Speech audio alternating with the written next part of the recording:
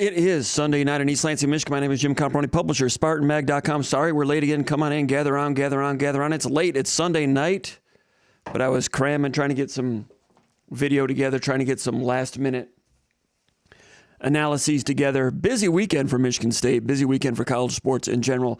I'm glad that so many of you were just patiently waiting to come in. Sorry, we're running a little bit late than usual. Again, my apologies. But what that is, that's just me trying to cram at the end and trying to make this program as good as possible. Problem is we end up keeping some of you guys and gals up too late, and we certainly apologize about that. But it's all good right now. Sunday night in East Lansing. Come on in, pull up a chair. Maybe not an adult beverage, maybe a little bit in moderation. You might have to work tomorrow. I don't know. I think we're going to have Paul Konendijk here tonight. Going to be calling around 9:35 p.m. That's in about 15 minutes. He will be talking about everything that he saw down at the Spiece Run and Slam tournament, AAU tournament in Fort Wayne, Indiana. Michigan State basketball targets and commitment, Jeremy Fears. He was there. Konendijk talked to all those guys. He'll have some new, fresh viewpoints on some of the things that are happening in Michigan State basketball recruiting. There are new scholarship offers that have gone out. And we'll talk a little bit about that tonight. Also, Michigan State football. It's May 1st. Spring football is over. Draft took place this weekend. It's always football season. May is just the first season, the first month of the out of season. And those of you that are in the southern part of the United States, it's getting warmer. And if it's warm down there, they start ramping up the college football talk, heading toward June. June, the college football magazines come out. Those of you that are 35 and younger probably have no use for the college football magazines. Those of us that are very old and remember back in the summers of yore when a Street and Smith's annual, Lindy's annual, Athlon's annual, for which I write, those were the Bibles of off-season college football fans, July and August. There was no internet. There were no talk shows. If you wanted your college football fix, you open up your college football preview magazines, and they still sell them, and a lot of the magazines do a pretty good job. They still do a good job. I write for Athlons. I'm biased, but I like Athlons because they get writers that cover each of the teams, and it's not one person trying to cover the whole country or one person covering a whole conference. They have writers for each college.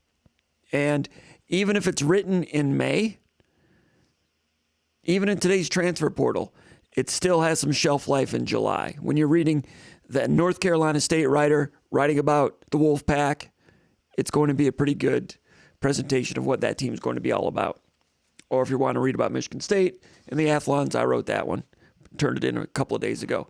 So it's May 1st. Michigan State coming off an interesting weekend in terms of the NFL draft. And by the way, if you're wondering what all this nonsense is, this is Spartan Mag Live. My name is Jim Comparoni, publisher of SpartanMag.com. Been the publisher of SpartanMag.com since the beginning of the internet back in the mid-1990s. Prior to that, publisher of Spartan Magazine, the old print version. Appreciate those of you that were subscribers of the old print version, and appreciate all of you that have been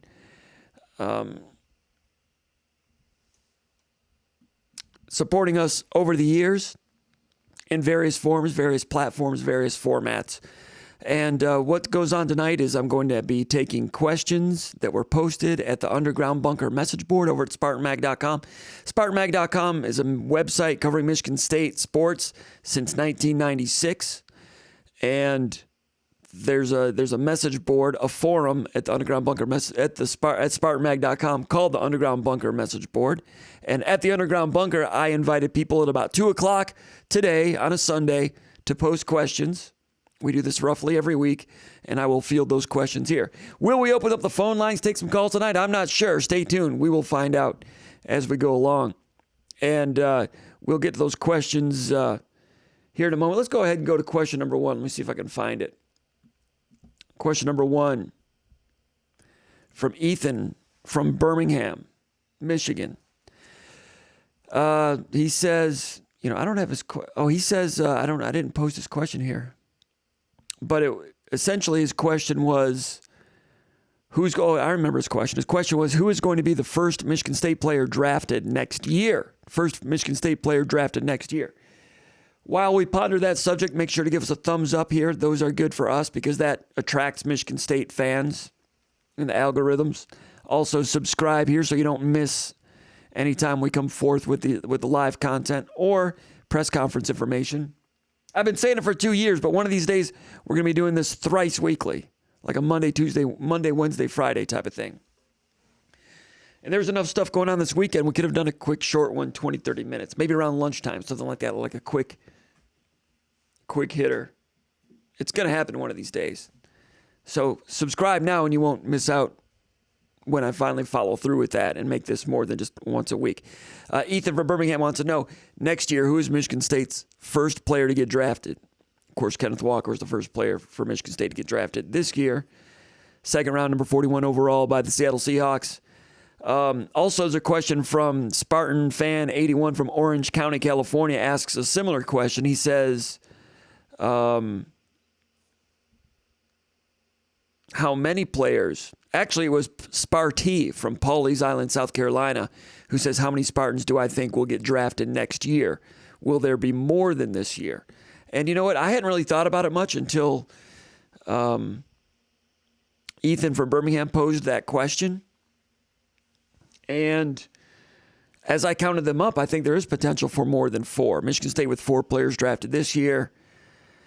I started counting them up. Jaden Reed, most likely, might have gotten drafted this year if he'd have went out. Talented wide receiver for Michigan State.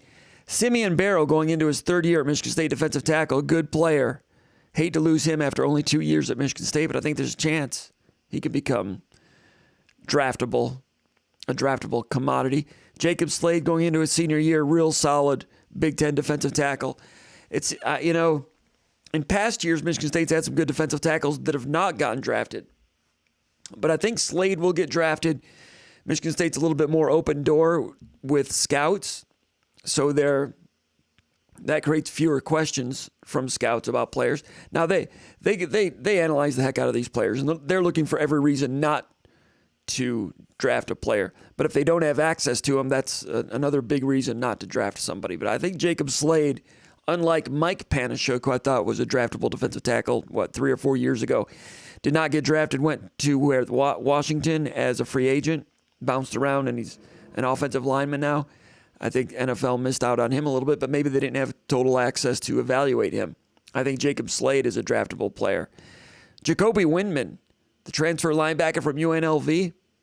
I like what I saw from him in the spring game. You look at linebackers like Antoine Simmons, did not get drafted. Windman has a little more size. I think Windman is going to be borderline possible. I think Aaron Brule is a draftable guy. I think Amir Speed, the transfer from Georgia, draftable player. Xavier Henderson possibly could have gone pro this year. Would he have gotten drafted? Not sure, but I think it's possible he could be drafted next year. I think Ronald Williams, the corner, a little bit up and down last year in his first year, basically in major college football, but a guy with a lot of size and speed and ability. I think he could be drafted. Who's the first one to go from that whole mix? As a hunch right now, from a May 1st point of view, I'm going to say Amir Speed.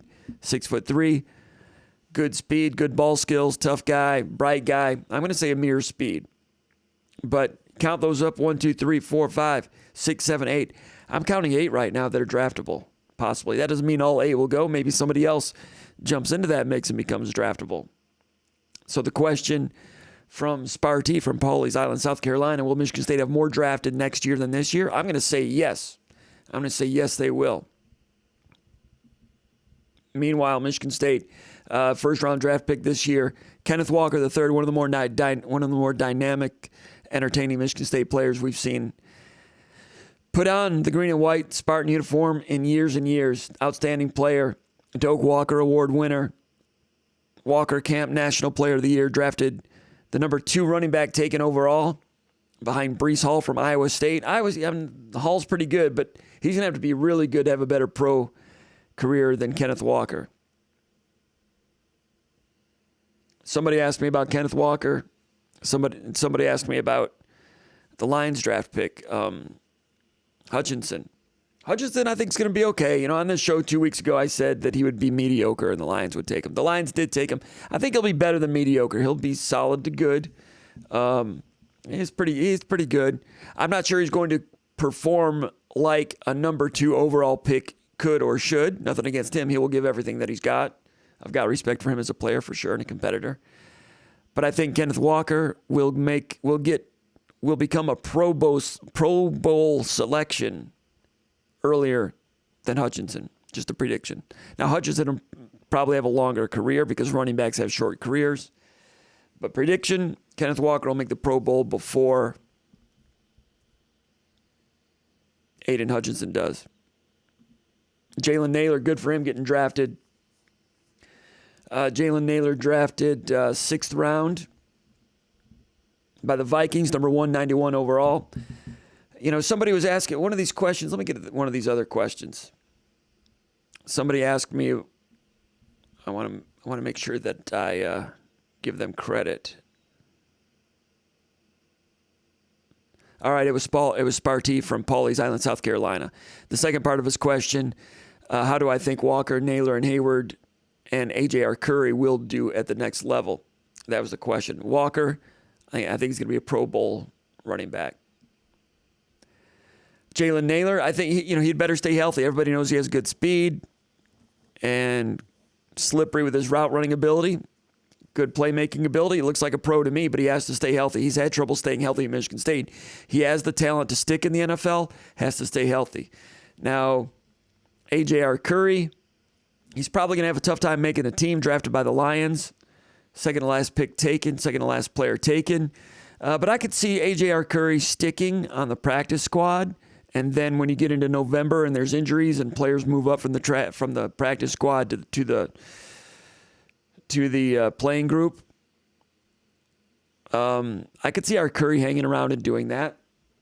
And by the way, our Curry had never really gotten on the field at Michigan State, had some injuries earlier in his career, and then all of a sudden, boom, looked the part and moved well, and it was in the spring game when Jim Comparoni from SpartanMag.com said, probably in the Skull Session podcast or somewhere around here, maybe on the Underground Bunker message board, before our Curry had really ever played for Michigan State, and he was getting into like his junior season. And I said he's got the ability to be a left tackle. Based on the spring game. People say the spring game is not real football, and maybe this year, the Michigan State spring scrimmage, maybe there were 10 true snaps of football. This year, notwithstanding. The spring game in the past, if you look closely, there are some players that reveal themselves as functional players on the rise. And A.J. Curry first showed it in the spring game. Now, as far as Hayward goes, Connor Hayward scoring this touchdown in the upset at Michigan 2 years ago. You got to be happy for him going to Pittsburgh to play with his brother Cameron Hayward. And I think Hayward will make the team. I think he's got that special teams ability, versatile as a blocking back, fullback, H-back, tight end, good hands. When he is asked to do something, whether it's block or make a catch or do something on special teams, he'll prove to be valuable. I think he'll make the team. I don't know how long. The NFL stands for not for long. I don't know how long these players will stay in the NFL, but I think Hayward and Walker might have the best chance to make their teams. I still like Nailor a lot, but he's got to stay healthy. So go ahead and ask questions over in the chat area. We will get to those. And we got some interesting questions we'll be fielding tonight. I'm expecting Mr. Paul Konerdijk to be calling in here real soon. Talk some basketball. In the meantime, as far as free agents go, kicker Matt Coughlin picked up by the Bears for a free agent tryout. Defensive end Jacob Panashuk from the Detroit Lions going to get a shot over there Panashuk's with the Washington Commanders. Kevin Jarvis, offensive line, Detroit Lions, going to get a free agent shot. Kevin Jarvis did some good things when he was healthy at Michigan State. Pretty solid this past year as a guard and a tackle. He's a guard all the way, but he's had to play tackle a lot at Michigan State. Could he be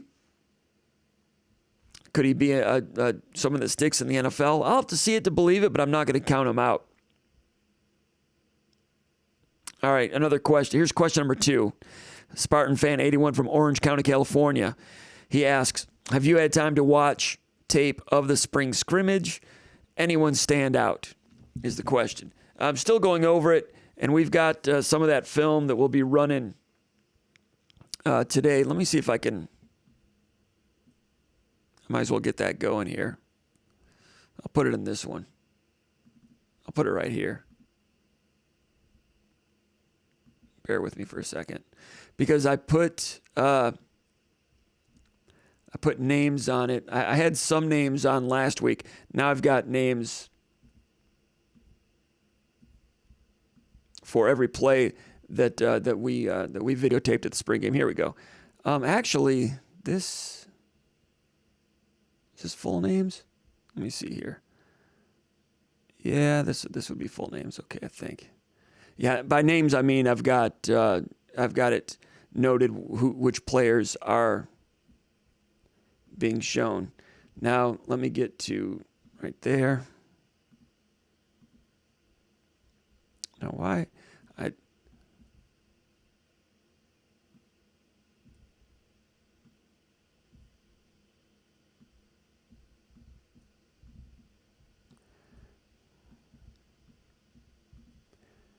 Now, I am not supposed to be that big in that green screen down the lower left-hand corner, and it's kind of stuck here a little bit.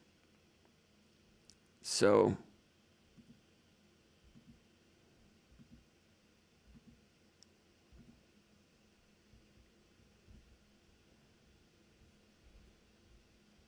I'm a little bothered by that. And I apologize. I'm not supposed to be taking up that much space. We might try it again. Might try it again in a minute. How about we go back to this one for a second? Anyway, hey, let's go over here. It looks like we got Don Straight coming in strong, and we've got a new sound effect there because we had some complaints over the Underground Bunker message board about our old sound effect. And I'm going to do the old sound effect one more time so you know which one I'm talking about. That one. We're not doing that one anymore. People hate that thing. People hate this.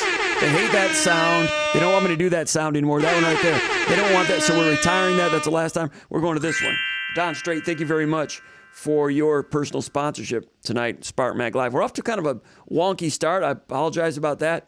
I was about ready to take a pause and post on Twitter to let people know that this is going on, but I've already screwed up too many things tonight, and I don't want to delay it anymore. So let's go here to the chat area. I'll do it in a moment. Rob South says, "What's up, fellas?" He's the first one in. Old Tuck, the bell cow, he's here. We know Old Tuck, friend of the program from Austin, Texas, by way of Ludington, Michigan. Brad Fashenko checking in from Austin, Texas. Two of the top three from Austin tonight. Two of the first three. Who could this be? Call from Paul Konendijk. To accept, press 1. To send a voicemail. All right, we're going to bring him in. Paul Konendijk, been very busy, did a great job this weekend covering the Bill Hensley Memorial Run Slam AAU tournament down in Fort Wayne, Indiana. It's not AAU, I guess, but grassroots tournament, whatever you want to call it. Really good tournament down the Spies Run and Slam. It's not the Spies Fieldhouse anymore, but Fort Wayne, the capital of basketball this past weekend anyway. Paul Konendijk was there. Let's bring him in, the associate editor, SpartanMag.com. Paul Konendijk, welcome to the program. You are on the air. How you doing, my friend?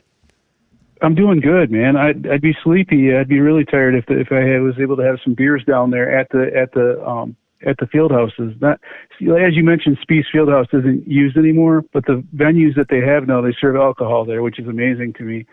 And believe me, I was tempted to have some libations. Wow. I didn't know that. You know, I was there last year, and I didn't know that. I don't think last year they were serving alcohol, so that's news. Did that lead? Yeah, they've been doing that for a while. I learned about that from Mike Garland about 5 years ago. Really? At the Run and Slam? Yeah, well, at one of the venues there. At one of them. The Park One Arena. So you can imagine, like I told my wife about that, and she's like, "How does that mix with sports parents?" And I'm like, "Yeah, especially if it's hockey." Ooh, that's a bad idea.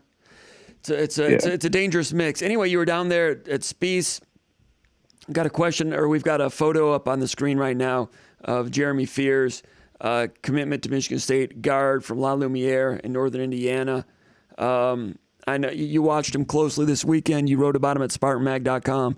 SpartanMag subscribers can go over there and check it out if you've not read Paul's articles already. If you're not a subscriber, go over there and become a subscriber. You can read Paul's great coverage from the Spies Run and Slam. Jeremy Fears, I know that he really impressed you this weekend. What were your thoughts about the the point guard commitment to Michigan State that'll be a freshman at Michigan State, not this fall, but the fall after, presumably. Your thoughts about Jeremy Fears? Well, I think the thing that stands out with me is like in this day and age, you don't usually have kids that are talking a lot, and Jeremy Fears just never shuts up, and that's good and bad. I mean, he is the most vocal point guard I've seen covering grassroots basketball, since I've been covering it. I mean, he is always talking. He is always trying to get his freshman teammates at Michigan State, in not the right this place. fall. Sometimes he talks a little bit too much, and he gets a technical foul here or there. But he's a great communicator out there. So he's calling out defense, calling out switches.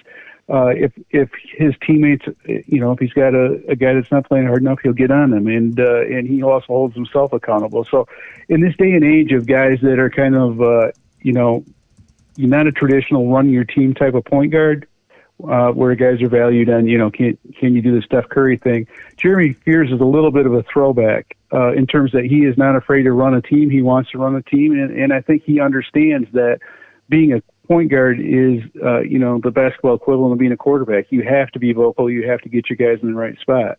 And I think that's the first thing that stands out to me about him. And it's the intangible characteristics. The next thing that stands out to me is I've never seen a kid, that Michigan State's had coming in that can drive the ball like he can. And, I've been around for a while, I've been covering this for a long time. And, I was sitting in the car today trying to post something on the underground or on the Final Forum before I left Fort Wayne. And I was thinking, man, how does he stack up compared to Kalen Lucas? Mm-hmm.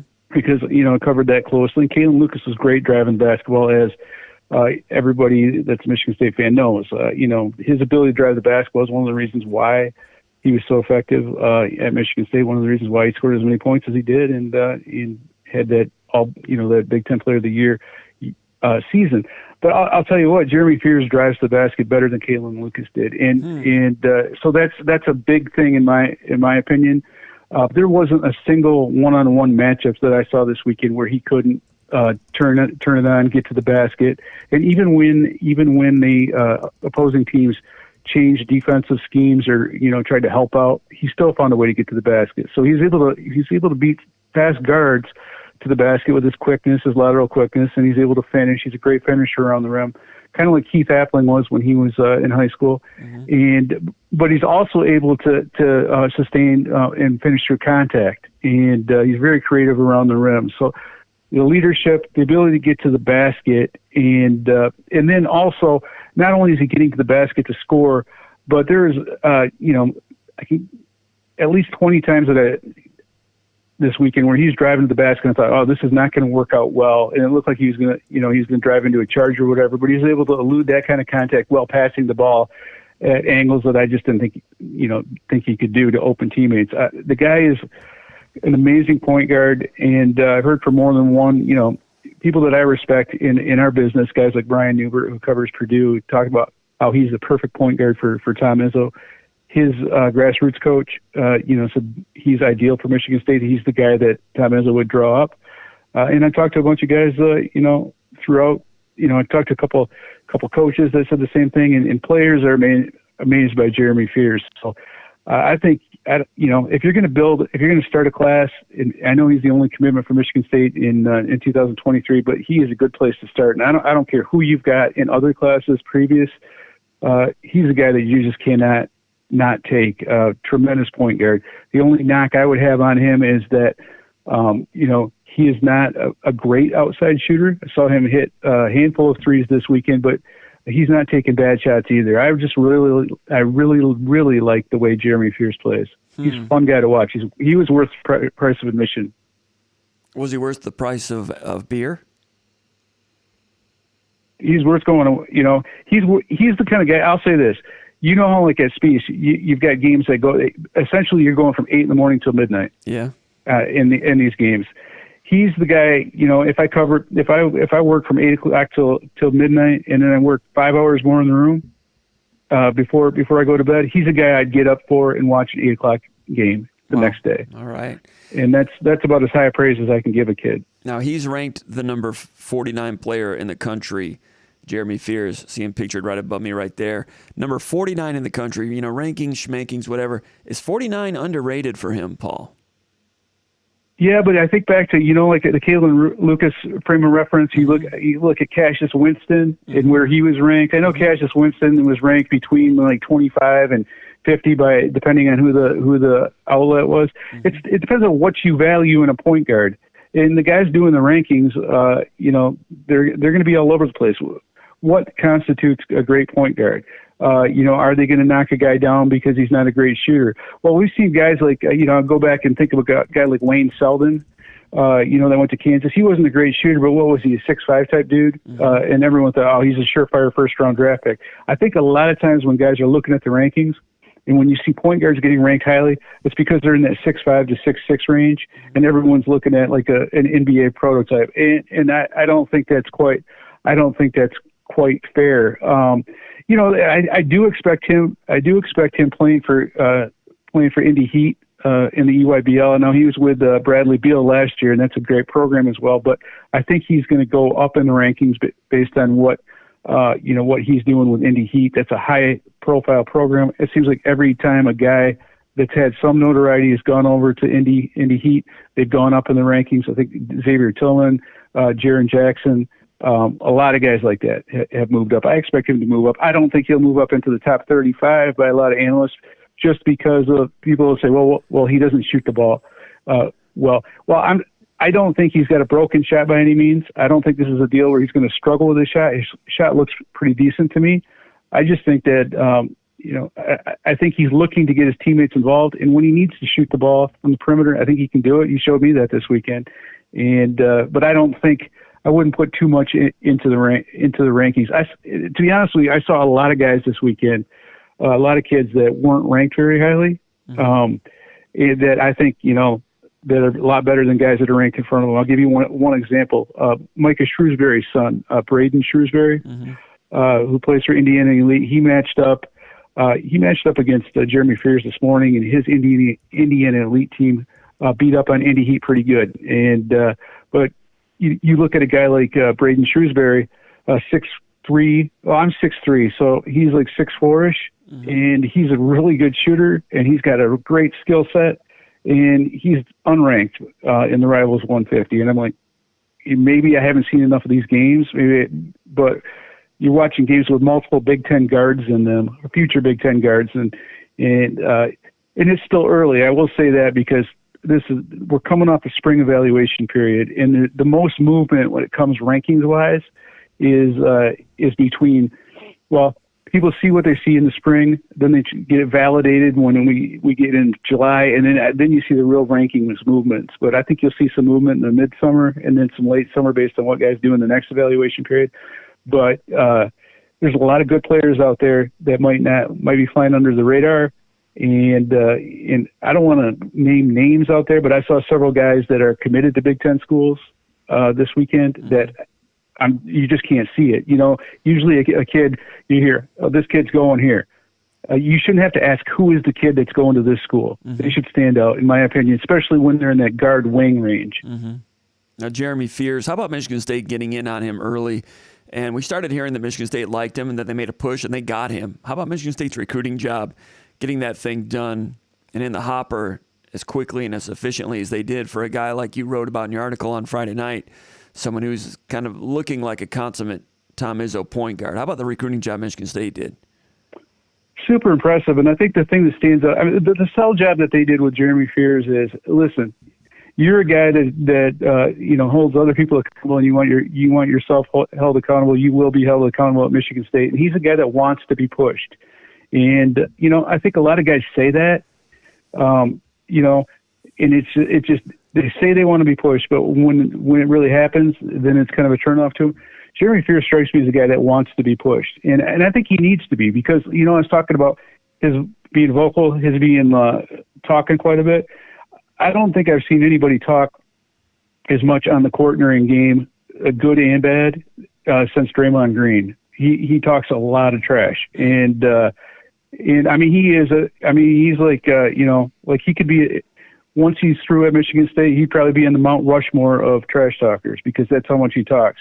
But I think he's the kind of guy that it's not a negative. He can get it channeled into the right direction. I can't wait. I can't wait to see what he becomes at Michigan State. Mm-hmm. He does have to dial it back sometimes. He really can get over the top, but he's got an infectious enthusiasm for the game, for his teammates, and guys that play with him really, really care about him, and they really like him.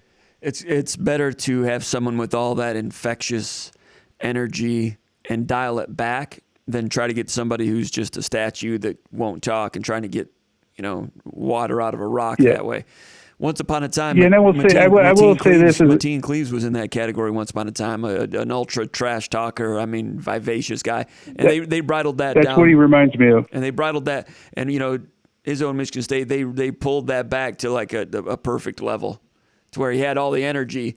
Didn't quite offend anybody on the court, although he might have liked to, but all that energy, the Cleaves energy, Fears is showing that right now, Paul, at a similar age, kind of.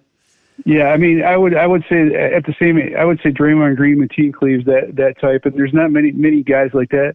There's a difference. Like I've seen a lot of guys over the years that talk quite a bit, but they're not beloved by teammates. And or respected by their competitors. And you can see when people play Jeremy Fears, even though he's talking all the time, it's not a hateful. It's an enthusiasm. It's a competitive type thing, and there's a difference. He's a guy that's well liked by even guys he plays against, and it's gonna be kind of fun. I talked to Braden Shrewsbury about playing against him.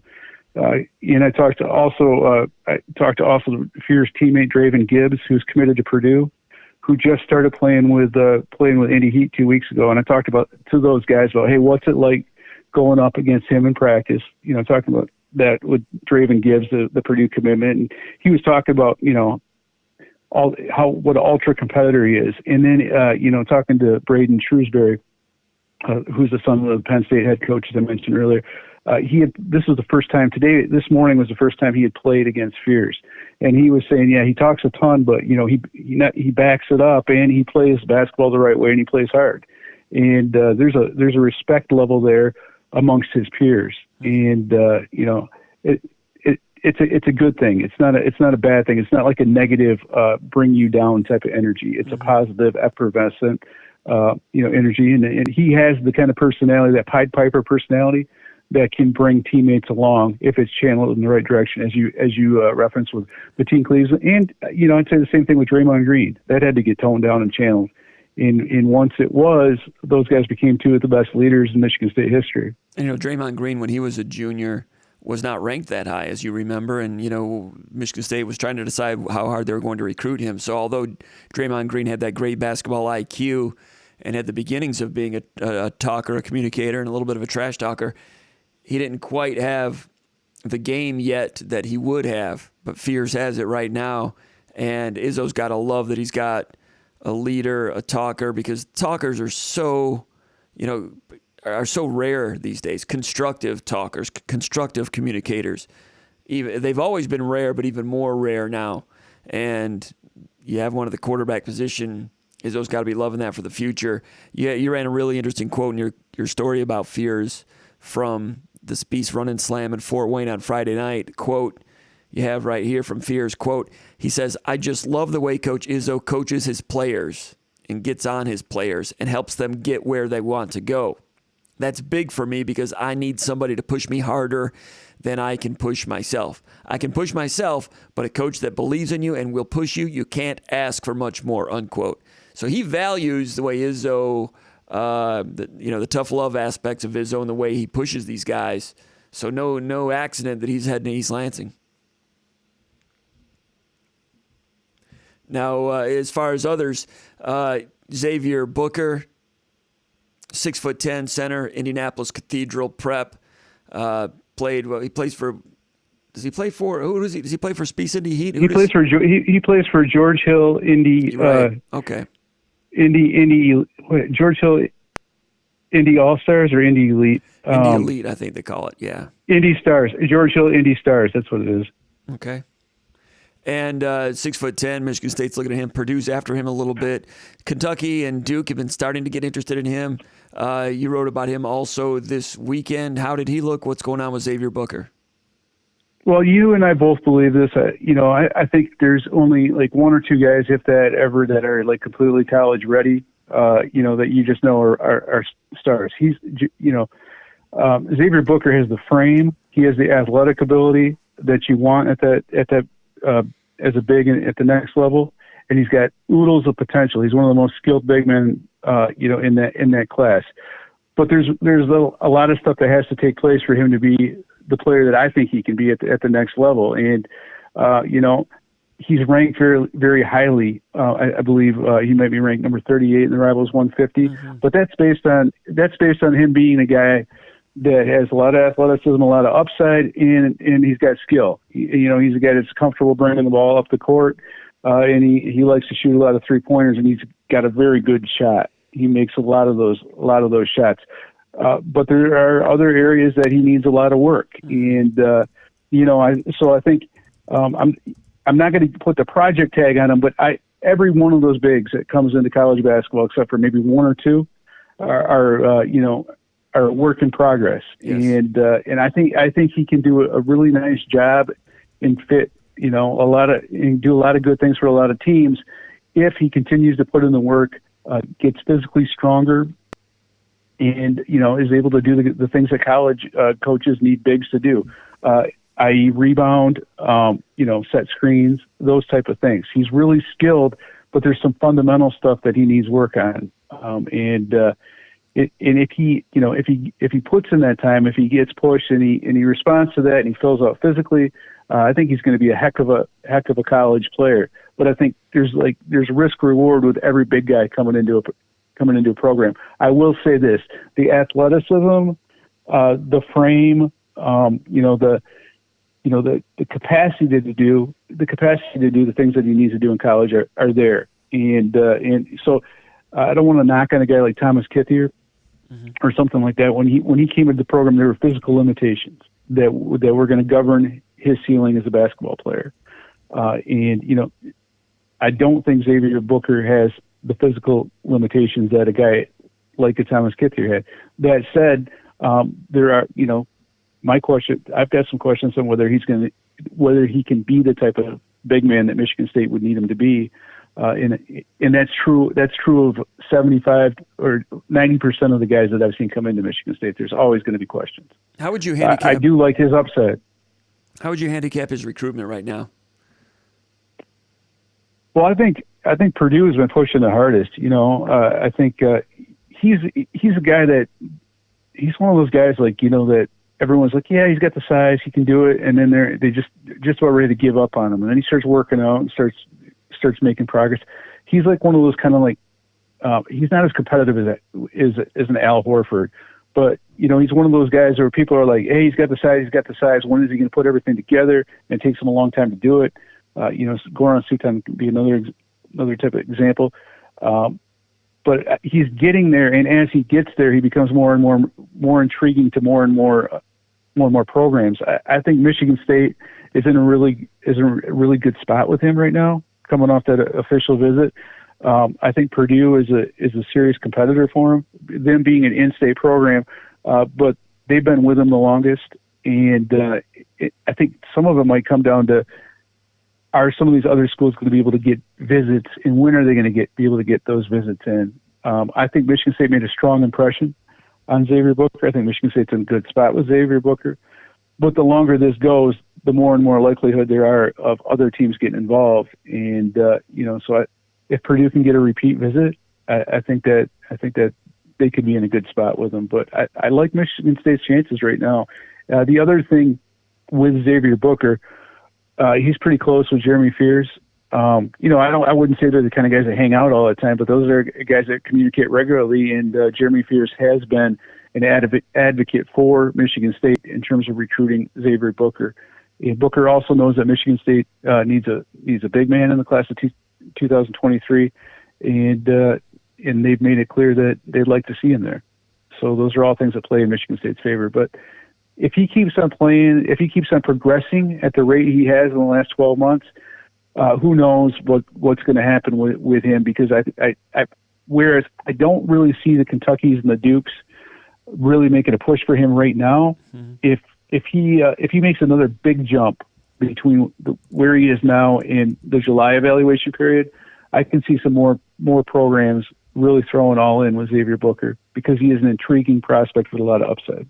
All right, and a guy that really impressed you this weekend based on your writings, and I'm really glad you were down there watching him, Devin Royal, 6'6", 205, Pickerington, Ohio, Pickerington Central, played for all Ohio Red this weekend at the Spiece Run and Slam. Michigan State offered him like a week and a half ago. They watched him in the EYBL, I think, last weekend, and Michigan State went and paid a visit to him on April 24th, soon after offering him. You got a chance to go see him live and in person. I know you were impressed. Your thoughts about Devin Royal out of Pickerington, Ohio, Paul Konerdijk? Yeah, Pickerington Central guy. He's a very intriguing prospect because when you see a guy that's 6'7" and he goes over 200, you're starting to think, is he an undersized? Is he an undersized 4-man? Is he one of those mismatch guys? What is he? And watching this guy play, I kind of expected to see a guy that's a little bit, maybe a little bit like Malik Hall was in high school. Maybe he's a guy that's a post player that's a little bit undersized, but he's just he's kind of an intriguing guy because he's bringing the ball off the court a lot. They're running plays through him. He's a very good passer, a very good rebounder, and he's not a guy that jumps off the page as being super athletic, but he's athletic when he has to be, and he plays a ton of minutes. And he's just a really high basketball IQ type of guy. He's a really good rebounder and a willing defender, and he's just really a smart kid. And like when I look at some of the things that Michigan State needs to bring in as a program, some of the things that that I feel like they've neglected. That rebounding component is rebounding and toughness is an area where I just think that Michigan State's lacking. I had a couple people this weekend ask me, so when did Michigan State stop recruiting Michigan State type players? When did they start valuing skill over toughness and athleticism and being headstrong and that type of thing? And I don't know what the answer to that is. I don't know, maybe there aren't a lot of guys like Xavier Tillman out there anymore. Maybe there aren't as many of those type of guys. Maybe maybe those physical, rebound first, defend first guys just don't exist anymore. But Royal is a really skilled kid, but he also possesses some of those components that I think the program really, really needs. And I know there's a lot of other programs out there. I mentioned Shrewsbury at Penn State. That's a guy that really kind of he had Devin Royal as his high plan A, as in that class. And I think a lot of other schools are catching on. And I think Royal's kind of a dude that maybe he's flying under the radar a little bit, but he's someone that I feel like could fit into so many different situations. But the high basketball IQ, his passing ability, his rebounding, being a willing defender, and I just really, really like him as a basketball player. He can shoot the three when he needs to, but he doesn't force it. It feels like when you watch him play that he knows what he can do as a basketball player, and he doesn't have to prove it to anybody to feel good about himself. And that's rare when you watch grassroots game. I can count on maybe one hand this weekend to kind of get guys like that don't feel like they have to show off and every 5 seconds show people what their skill set is. He's one of those guys that will do whatever it takes within the construct of his team. And and I know that they wish they had more of them because I think all Ohio Red is a pretty good team, but they're forced to play him so many minutes. And, I felt like he wore down this weekend, but they just need a guy like that out on the floor. And I think Michigan State would be really smart if they could get him in there. And I'm not sure exactly what's going on right now. I think 2 weeks ago, Penn State would have been the leader. But, as someone told me this week, I was talking to a couple of other coaches that have ties to other Big Ten programs. They said the offer that Michigan State gave was big because the Michigan State offer hits a little bit different than some of the other Big Ten offers. As it should. And by your description, this guy sounds like an Ohio player. Ohio He athletes does, and just a little different sometimes. Quite often. Yeah, I mean, like, here's the thing with Ohio guys. You expect a level of toughness, and there were lots of teams from Ohio there, but the good programs. So I'm thinking from back in the day, the Ohio Basketball Club program from down in the Cincinnati area that sent so many guys to Cincinnati and Louisville and those kind of programs, and throughout the Big Ten. Those guys were tough as nails, and they never backed down. And he reminds me of one of those guys, and you need those guys at the next level. He's not going to back down. And, that Saturday game between All Ohio Red and Indy Heat, that was physical, that was nasty, and that was like there's more technical fouls in that game than I've seen in a high school game in a long time. I mean, neither of those teams wanted to back down, and those kind of gritty players are the kind of guys that I think really kind of thrive at Michigan State. But he's not only gritty, he can do some of the finesse things that need to be done. And it's nice to see a guy where it's not either or, where it's, hey, we need the skill, so we're going to bring this guy in. This guy can give you a lot of what you need. It's a good combination. You also wrote about Scottie Middleton, 6'6", wing player, number 97 in the country. He's at Sunrise Christian Academy there in Kansas. And, the same school that produced Tum Tum Nair, Malik Hall, Jaden Akins. Jaden Akins was there for half a year. I think he plays for Brad Beal, AAU. I don't know if he was there this weekend or not, but Michigan State offered him. He was not. He was not there, but he's a guy that I have some familiarity with, and he's a guy that Jeremy Fierce played with last year because I think those two ran together with Brad Beal Elite in the St. Louis area. Fierce played with him and he's good friends with him, and like when I asked Fierce, like, who are you working on? Who do you want to join you in this class? The two guys that he mentioned first and foremost were Xavier Booker, and then he said Scottie Middleton. That's a guy that I really want, and those guys have that familiarity from playing with Brad Beal, and I asked him, I said, what do you like about Scottie? And he's like, he's a tough competitor that that can shoot the ball, but he will give you everything he's got. He rebounds. He just competes. And another guy, like Devin Royal, that I think Michigan State needs that. They need those guys that just want to win, are going to do whatever it takes to win, and aren't afraid to play that physical style of ball that needs to be played in the Big Ten. Michigan State needs rebound. I mean, the identity of this program, of Michigan State program, is built on defense and rebounding and toughness. And they need to bring in guys that are tough. And because, you watch some of those other Big Ten players out there, those guys are plenty tough. But I think sometimes it just feels like you have to sacrifice one thing for the other. And I don't think Michigan State, if they want to get back to winning like Tom Izzo's used to winning, they can't sacrifice toughness, rebounding, tenacity, being like just a hard-headed dude. You can't sacrifice that for finesse and expect to win at Michigan State. It's just not gonna happen. Michigan State program wasn't built on finesse, and they got to get back to brass tacks, to use the old school Izzo term. Mm-hmm. All right, and we'll let you go here in a moment, Paul. We really appreciate your expertise and observations down there on the recruiting trail. I know that the Michigan State coaches and no NCAA coaches were allowed to go to events this weekend. They were not at the Speech Run and Slam, but I know you have your ear to the ground quite a bit on things. Michigan State getting a visit last week from transfer portal candidate Micah Parrish from Oakland University.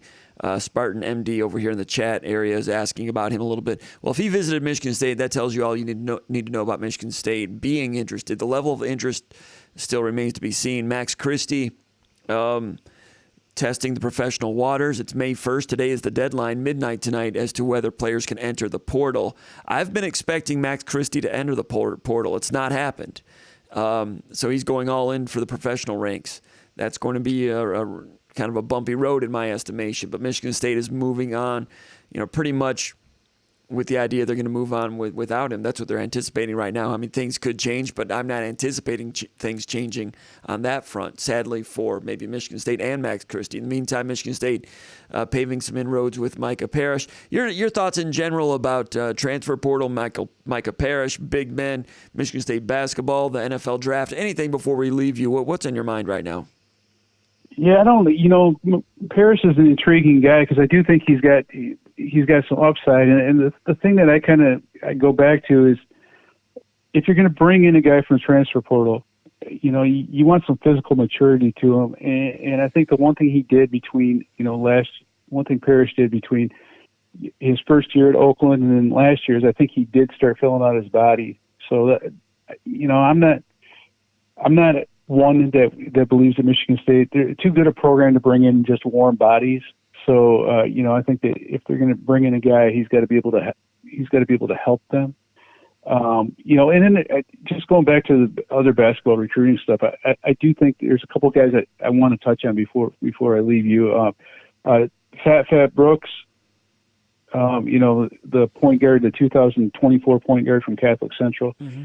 He played Friday night and Saturday morning. Had a chance to talk to him. Michigan State was one of the teams that was in contact with him coming off the evaluation period, and then also Jalen Harrelson, a 2025 kid who I know is going to be a McDonald's All-American if he keeps on developing. A kid from Fishers, Indiana, 6'7" kid, plays point guard for his AAU team. Man, he's one heck of a player, and he's and a 2025 and white as well.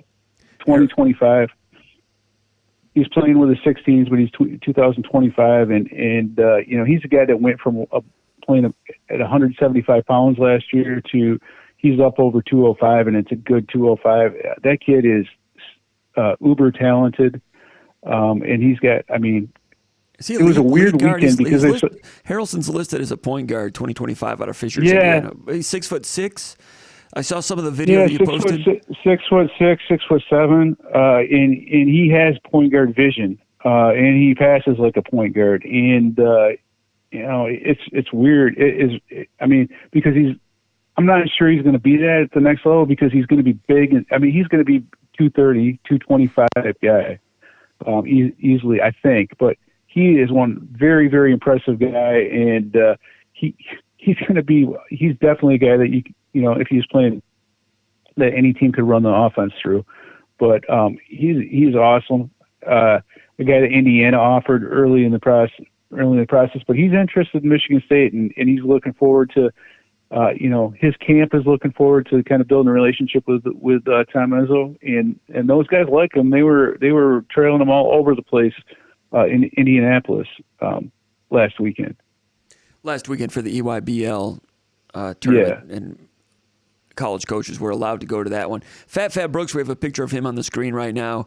Grand Rapids Catholic Central state champion, I think, is a 9th grade or 10th grade. They lost to Williamston, I think it was, in the title game. You saw him for the 16Us playing for the family this spring and this summer. Your thoughts about him, and did you talk? I think you spoke with him a little bit.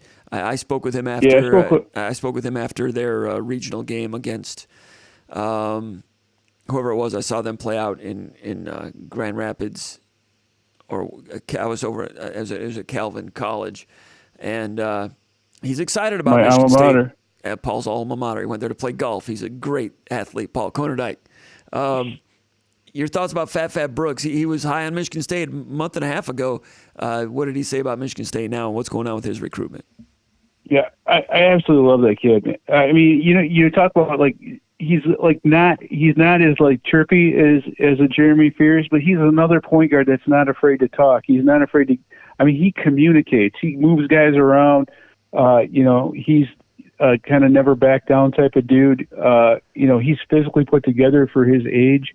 And I guess the best compliment I could ever give a kid is, the family 16s, they've got some talent on that team, but with him on the court, they're just a different animal than they are without him on the court. He came home for prom, so he only played Friday night and then Saturday morning, but they played a team on Friday night. I watched them play a team from Chicago, or from Illinois. I think it's Chicago area, but the Young and the Restless, and that a lot of guys from Chicago like to do a lot of talking, and they like to think that they're the toughest dudes on the planet, and they try to act like it. And they were trying, it was loud, it was aggressive, it was a chippy game, and Fat Brooks was in his element, and he just came. He did a really good job in a lot of different ways of just taking that game over. When that team from Chicago was trying to muddy things up and be a distraction, and he led his team really well. Another guy that can drive to the basket, another guy that can play pretty good defense. and is a good passer, and he makes shots when he needs to make shots. And another point guard that isn't, doesn't feel like he has to shoot all the time. And I get the feeling when I watch Fat Brooks play is that he gets as much pleasure out of setting a teammate up as he does of making his own play. And I really like him as a basketball player. Obviously, who knows at this point? But Michigan State is they were one of the first basically the first big program to offer him. They've been with him throughout. And the other team coming in right now for Fat Brooks is Ohio State. They were really impressed with him coming off the evaluation period. Of course, they're active in Grand Rapids area with Dwayne Washington Jr. He had a decent career there, and they've been active with Grand Rapids area players. The other guy I would mention from that Family 16s team. And I think sometimes at this state we kind of forget about some of those guys. It's like, well, if they're going to get an offer, they would have been offered by now. But they do have a 6'8" kid from Grand Rapids named Jalen Owenka from Grand Rapids Christian that is he jumps out of the gym. He runs the floor and he does some really impressive things finishing. There's not a lot of film on him. I can probably change that in the next couple of days, but he's a guy that's super athletic. And I wouldn't be surprised if he's a guy that kind of pops out of nowhere and gets some decent offers. But those two guys, Jalen Owenka and Jarrell Fat Brooks are really good players from the Grand Rapids area. And I really like Jarrell Brooks. I mean, a lot of times you're looking at point guards and they keep on seeing things or like flaws, and like a lot of times I see these events and I come back and I say, like I used to with Rocket Watts, and I can't go out and say it publicly all the time because I don't want to rip on a kid. But I think one of the things I told you, he's not a point guard. I don't know how many times I said that to you throughout the process. Guys like Jeremy Fears, guys like Fat Brooks, those guys are point guards, and I enjoy watching those guys play. I enjoy watching them get their teammates in the right areas, and that's a lot of fun, especially when you got a kid that's a 2000. That's a junior right now. He's had to play a lot of basketball, and he's played at a pretty good level. But he's a nice player, and he's going to make someone very happy someday. Did Fat Brooks get a chance to show his medium range jump shot? How did his shot look?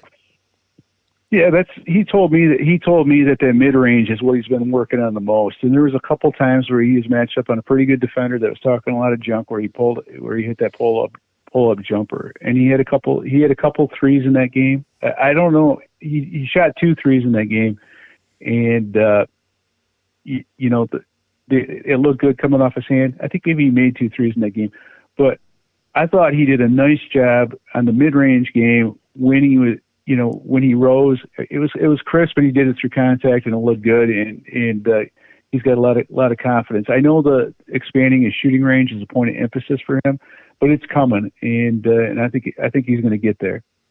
All right, Paul, I appreciate all your insight and everything else. I know you were busy this weekend, but did you get a chance to see the headlines? Kenneth Walker going in the second round. Any thoughts about football this week in any regard? Well, that's cool because my kids absolutely love the Seahawks, and they're excited about that. Man, the Connor Hayward thing is the coolest. Is like one of the coolest stories of the draft. I think just being able to play with his brother. The fact that Pittsburgh has, I think they have like 4 sets of brothers now that are playing together, or 3. I know T.J. Watt. I mean, it's cool. Mm-hmm. But that's really neat. And then it was nice to see a guy like A.J.R. Curry. I wasn't expecting him to get drafted, right? When he did, but it was cool to see. It's cool to see some of those kind of guys again at Michigan State, whether it was a Joel Heath back in the day where maybe people aren't talking about them getting drafted, but they do. And I think you're going to see more of that. But the Kenneth Walker thing, I'm biased. I think he's the best tailback in the draft. I know Breece Hall, the kid from Iowa State, mm-hmm. Dang good guy, and he's good at catching the ball out of the backfield. But Kenneth Walker's, I'm looking forward to seeing what he does with the Seahawks, because they do a really nice job scheme wise running the ball, and they really are at their best when they're run first. So I'm looking forward to seeing that. it's just an exciting day, I think, for a lot of Michigan State fans. Happy for Jalen Naylor that he got drafted. It's always a crapshoot when guys go out early, especially in a draft like that with as many receivers as there were. So I'm glad for all those guys that they have a chance to stick to, realize their dream and get drafted. And then I'm curious to see which guys that maybe didn't get drafted end up sticking, kind of like guys that we've seen in the past. Yeah, I think there will be a handful of guys that did not get drafted for Michigan State that will make rosters at some point. Jacob Panishik signed free agent with, I think, the Washington Commanders. And if he stays healthy and keeps his wick lit, I think he's got some ability. His brother is stuck in the NFL. Kevin Jarvis signed with Michigan State. Signed with the Detroit Lions as a free agent. Another guy that's got a lot of ability but has to stay healthy as well. He's kind of an enigma. I mean, he's showed some good things at various checkpoints of his career. Now he's trying to make it in the NFL. Good luck to him. He's got a shot. Anything else, Paul, before we go?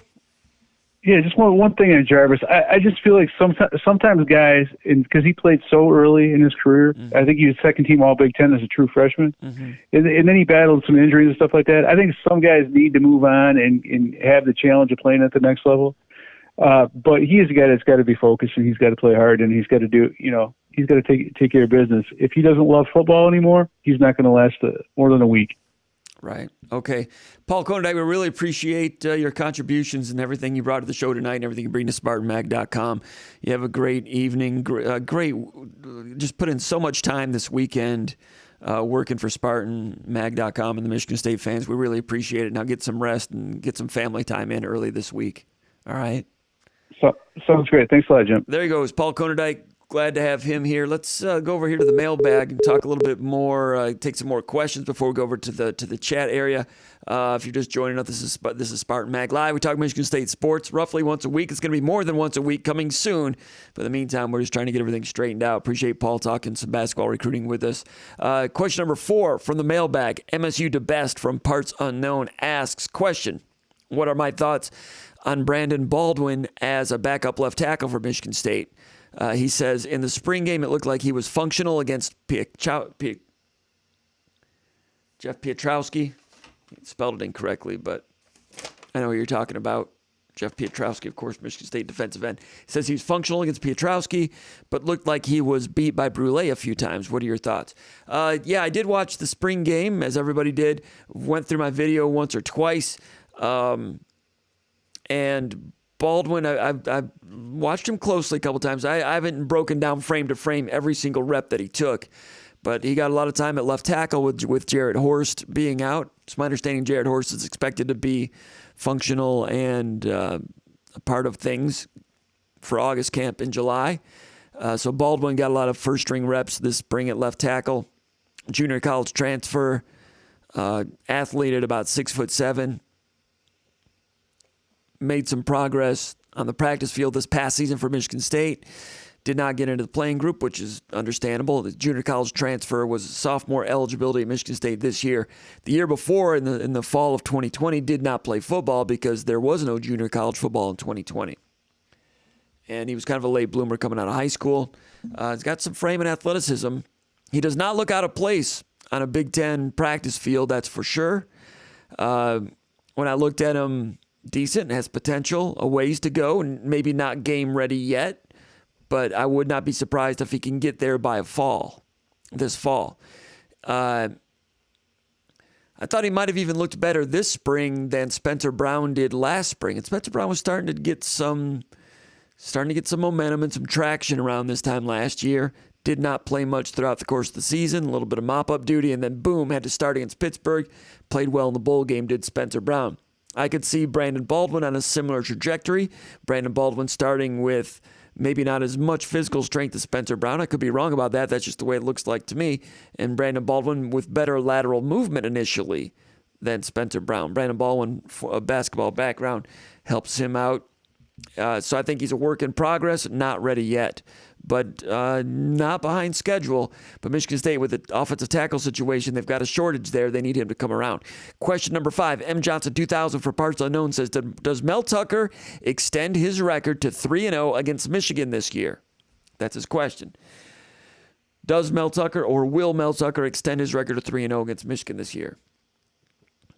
Well, I still need to watch the Michigan spring game. I've not watched that. There'll be some clues in there. I want to take a closer look.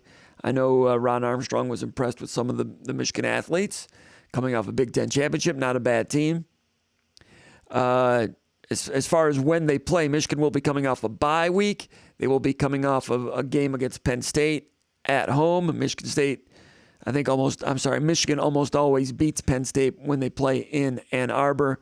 I guess I'd expect Michigan to win that game. Michigan, could they be 7-0 at that time? They will have played at Iowa. I know they destroyed Iowa in the Big Ten championship game, which can lead to some overconfidence, especially when you're going on the road to Iowa City, which is a difficult place to play. I think that game will be more difficult. Maybe the Michigan fans are expecting right now. But down to the wire, can Michigan get a victory or take a loss in that week? I think it's possible that one could go either way. I'd favor Michigan a little bit just based on the dominance they showed in December. They play at Indiana. Indiana coming off a disappointing season in 2021. So could Michigan lose to one of those 4 games? We all know that Michigan has a chicken crap non-conference schedule. Not interested in playing anyone with any with a pulse. So Michigan's games prior to the Michigan State game, at Iowa, at Indiana maybe, and Penn State at home, those are the challenging games. I think Michigan probably comes into that game 7-0, and Michigan will be focused for that game. I'm not sure they gave Michigan State enough credit or respect 2 years ago. In this past year, maybe they did it at the outset but didn't stay focused, and Michigan State's running game put a hole in them to the tune of 200-plus yards and 5 rushing touchdowns by Kenneth Walker III. So a lot's going to be on Michigan to do something about this game. And I think odds are Michigan will win this year, but that's what I said this past season. And the year before that, I gave Michigan State, I don't think anyone gave Michigan State a chance to win that game after Michigan State had lost to Rutgers and Michigan blew out Minnesota at Minnesota. Michigan State jumped up with a hilarious upset of Michigan in Ann Arbor the last time they played. So odds are I'd have to favor Michigan. And that would bother a lot of Michigan State fans, but it would just be pom-pom glasses if I said otherwise right now. Now, we don't know much about Michigan State. We've never seen, that game's going to be played Halloween weekend. We haven't yet to see either team play, and it's May 1st. So, that's college football talk. We do stupid things like give predictions 6 months in advance for a football game that people remember for years and years and years. That's why it's worth talking about right now. But I could change my mind on that one before kickoff. But right now, I would have to think it's going to be real hard to go 3-0. But I didn't think it'd be 2-0. Credit to Mel Tucker. Question number 6, Jay Bannon from Sterling Heights says, where does Michigan State stand on getting a new hockey coach? New hockey coach. That's a good question. We will get to that question here in a minute. But first, let's go over here to the comments and reactions in the chat area. For SpartanMag Live, I want to thank everybody for being a part of tonight's festivities.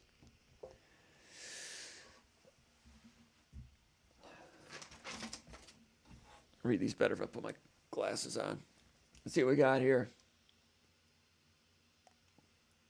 I'll tell you what else I'm going to do. I am going to open the phone lines. What the heck?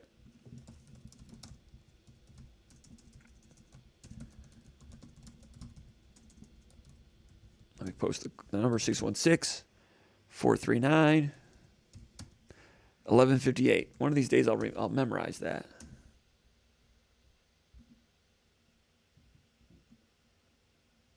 There we go. Let's go here to the comments area. Starting 5, Rob South, Old Tug, Brad Fashenko, Brad Hoos, and Terrence.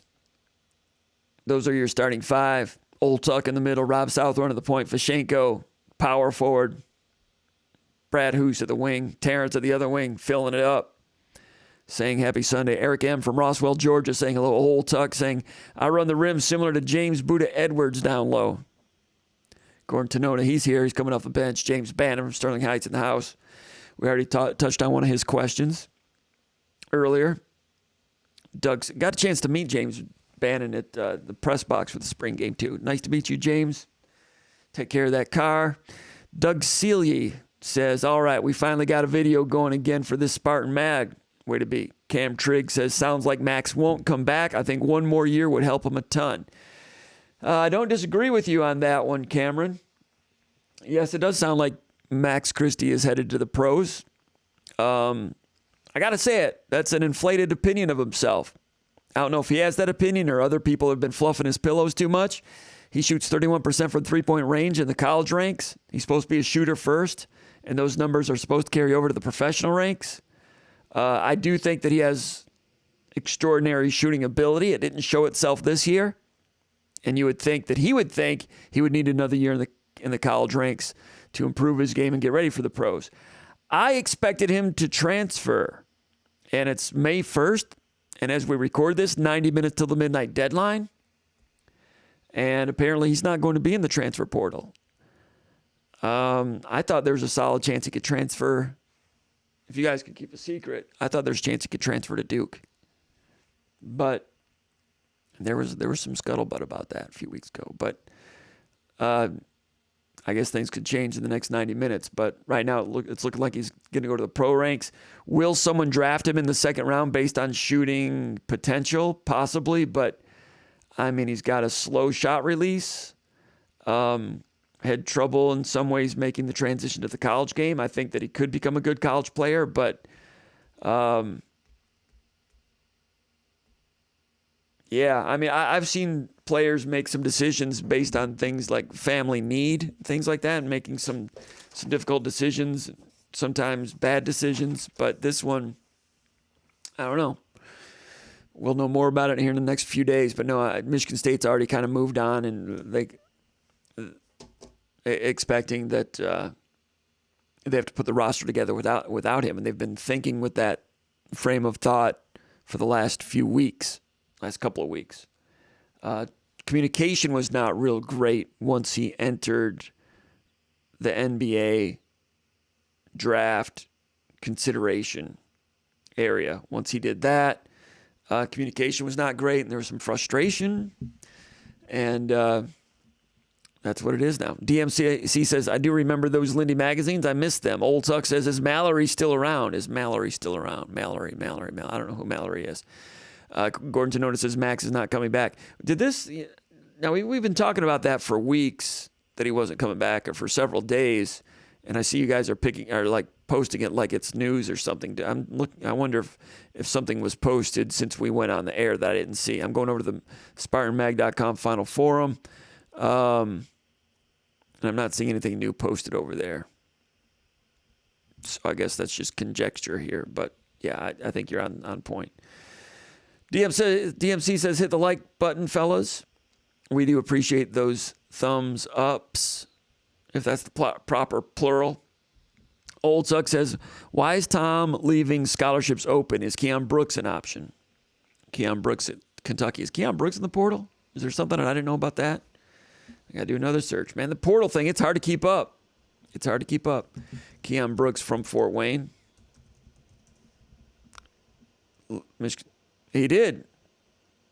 2 days ago, Keon Brooks entered the portal. I didn't even know about this.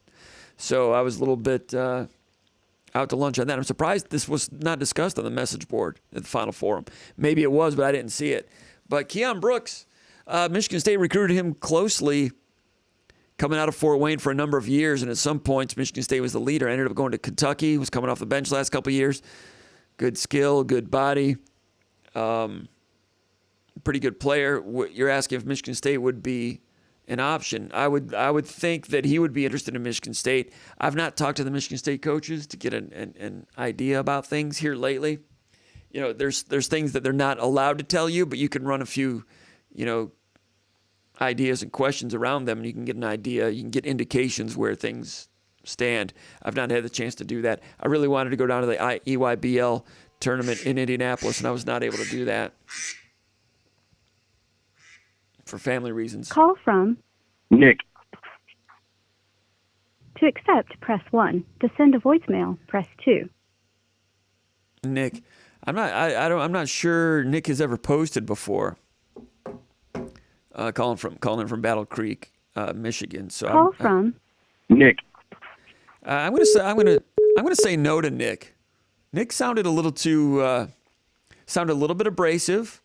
I apologize about that, Nick, if I'm being judgmental. But I've not seen Nick post, and if he had been a frequent poster here, maybe I would change a little bit. But we do not have a screener. So, Nick, thanks for calling in. Maybe someone else will try.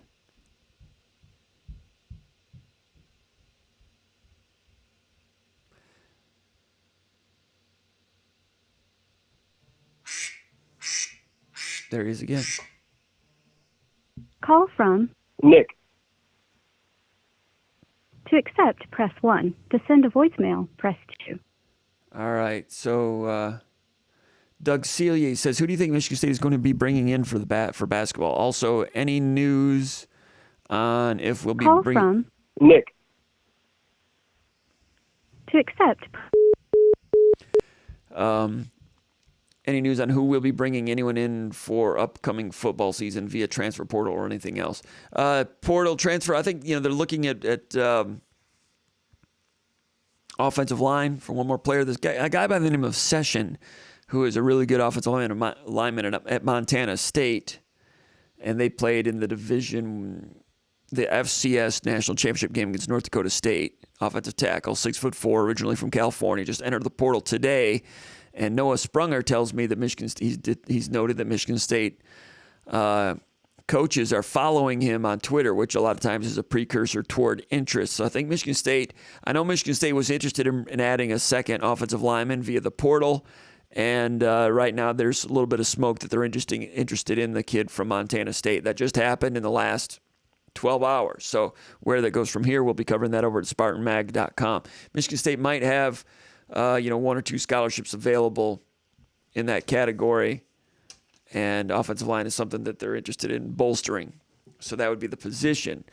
As to who the players become remains to be seen. So stay tuned on that one. GSF says, why so quiet on the basketball assistant coaching spot? Great question. I've heard from some people that Tom Izzo is taking his time to fill that spot. There have been some other rumors and rumblings, but not much. It's been quiet over there.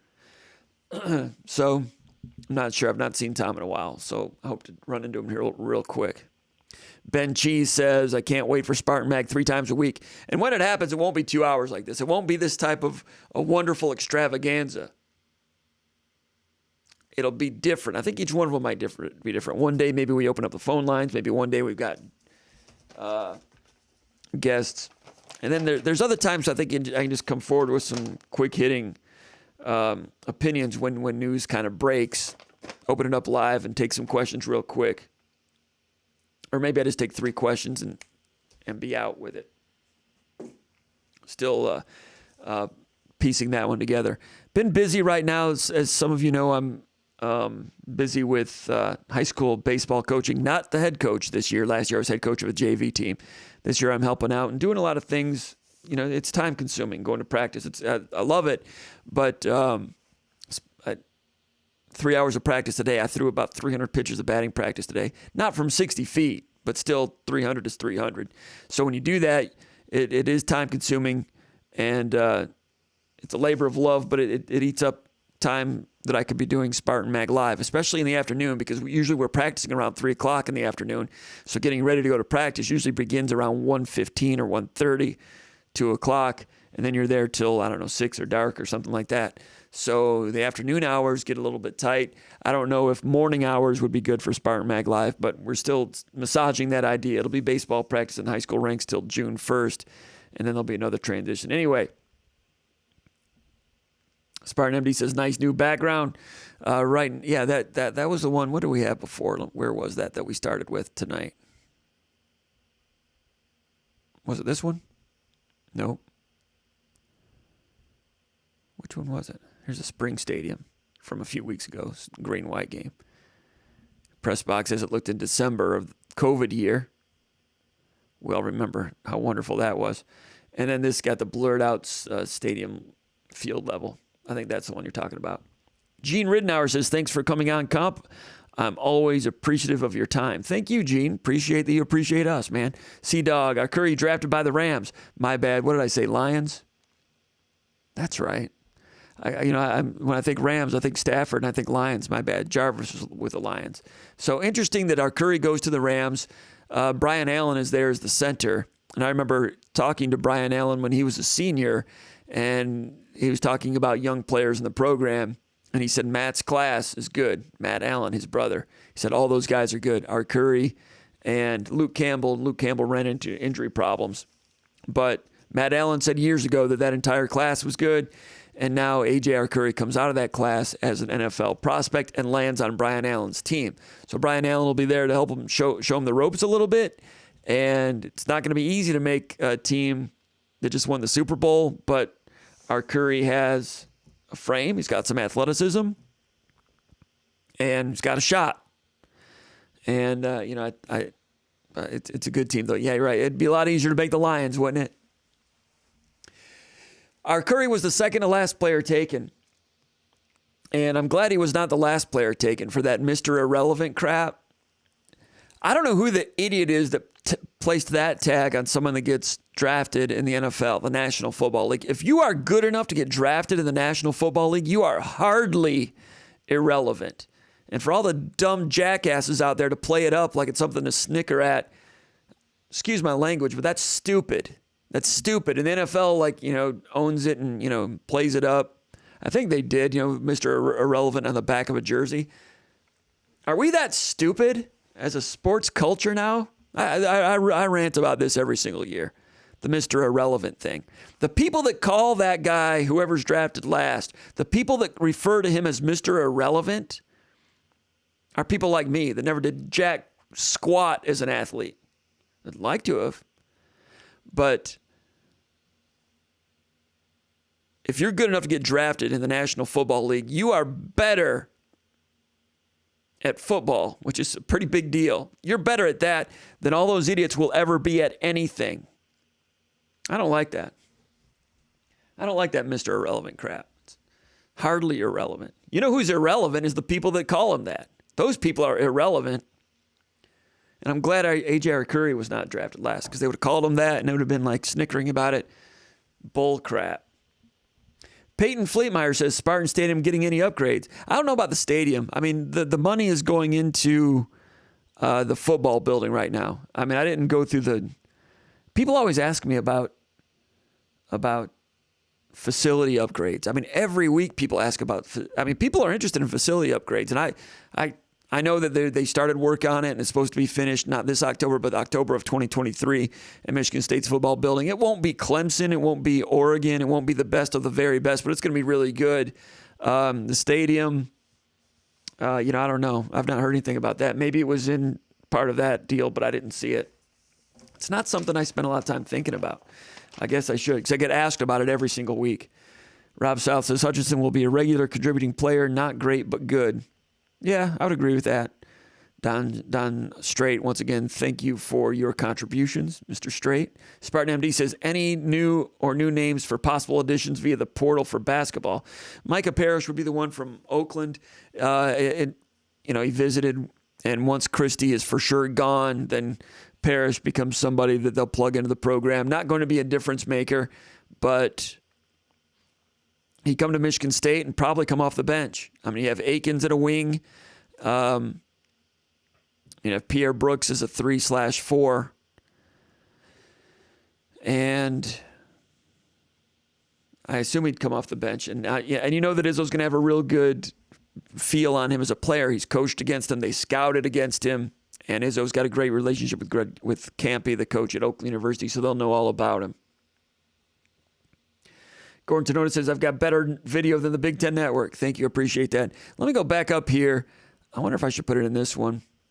I think I'll put it in this one. I'm going to try it one more time. I'm going to go green right now.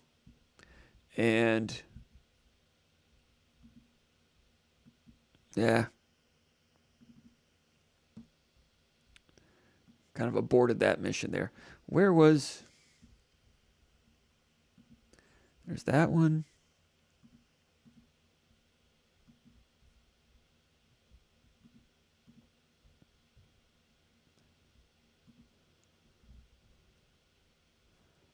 Got some dead air now. I apologize about that, but I was going to try to do something here.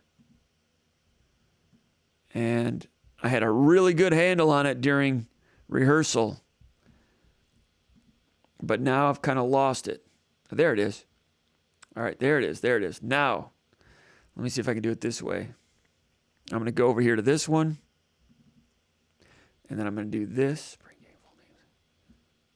Okay, there's that. And, woo, I'm not supposed to be. All right, that's not. Now it's the background. I'm not supposed to be like this either. Let me try that again. I'm going to go like this. That's not going to. There we go. That's better. But I'm going to try to get. There we go. That's what I was trying to do earlier. Anyway, I added names to everybody, to every play that we're going to be showing here, and this was everything from the spring game. Now, if I could just move this thing out of the way. There, get that out of the way. And we'll be talking as the spring game. Highlights from the spring scrimmage, Spartan Stadium, April 16th. Was it the 16th? I can't remember. Anyway, I'll keep that up for your entertainment. And yes, we do have some pretty good film there. We appreciate it. Okay, they want to get back to the hockey talk. Nick Harrington with a contribution. I've got to hit that one up too. There we go. Nick Harrington, thank you. Nick Harrington, appreciate your support, personal sponsorship in the tip jar of SpartanMag Live tonight. Nick Harrington says, did this help? I'm not sure what he's talking about. Mallory was good, but might have lost some strength with the weight loss. Oh, Deshaun Mallory you're talking about. That's who someone was asking about. You know, I didn't see Deshaun Mallory in the spring scrimmage. And I've not seen if his weight has changed since last year. They released a roster and they had him listed as, 6'2", 285, 6'2", 285. He was 285 last fall. Deshaun Mallory was. I'm going to move my head out of the way there so I don't get caught up in the names. Is Nick calling again? Let's see who he says he is this time. Call from Nick Harrington. Oh, okay. Absolutely. To accept, press 1. Hey, let's go to Nick Harrington. Bring him in to SpartanMag Live. Nick, what's going on, my friend? Sorry we blocked you earlier, but no worries. I know I've been kind of MIA myself. I haven't been able to catch the last few Spartan Lives you've done, but no, happy to be on, happy to be approved. Are you calling in from Battle Creek? No, I still have my number, my 269 number from when I lived in Michigan. I've kind of bounced around. I was in the military. Now I'm actually a Sarasota, Florida native. All right. Good. I'll type that up right now. Sarasota. All right. What's going on, Nick? What's on your mind tonight? Welcome to SpartanMag Live. Well, I mean, I think first and foremost, congratulations to our Spartans that have been drafted. As you said, I don't care if you're the first or the last, getting drafted in the NFL is a huge deal. Yeah. And it's good to have some Spartans back in that group. But the one thing that I was really thinking about was, obviously we had a lot of guys out for spring practice in terms of offensive line. But any word on who's is everybody coming along good? I know they don't really talk about injuries, but I'm hoping everybody's ready for fall. And then my second question is, has there been any word or any rumor or hint or anything in relation to the hockey coach search? All right. Great questions. You want to know about the offensive line and how they're all coming along? Yeah. Let's start with that. We talked about Brandon Baldwin earlier just a few minutes ago. And over there at left tackle, Jarrett Horst was functional last year. Kind of dropped out of sight a little bit last year after the Michigan game for various reasons. Came back for the bowl game, practiced a little bit, did not play in that game. Went through winter conditioning, was on the field a little bit. It's my understanding he didn't play in at least one of the scrimmages. Then we didn't see him in the spring scrimmage. I've talked a little bit to Chris Kapilovic about it, and just trading information here and there. And he indicated that Horst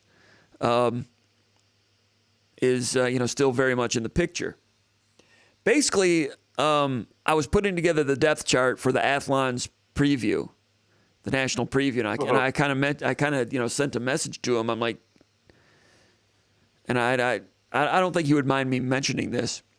I don't think I'm talking out of school on this, but I said, this is what the depth chart looks like. Is any of this, kind of wrong? I don't want, I want to be accurate with the depth chart.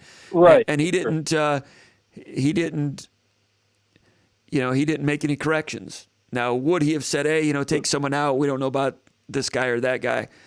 I don't know if he would have or not. Maybe he would have off the record. We certainly keep a secret if they do say something to us off the record. But I sent in the depth chart with Jared Horst as a starting left tackle for Athlons, and that's what it's going to look like this summer.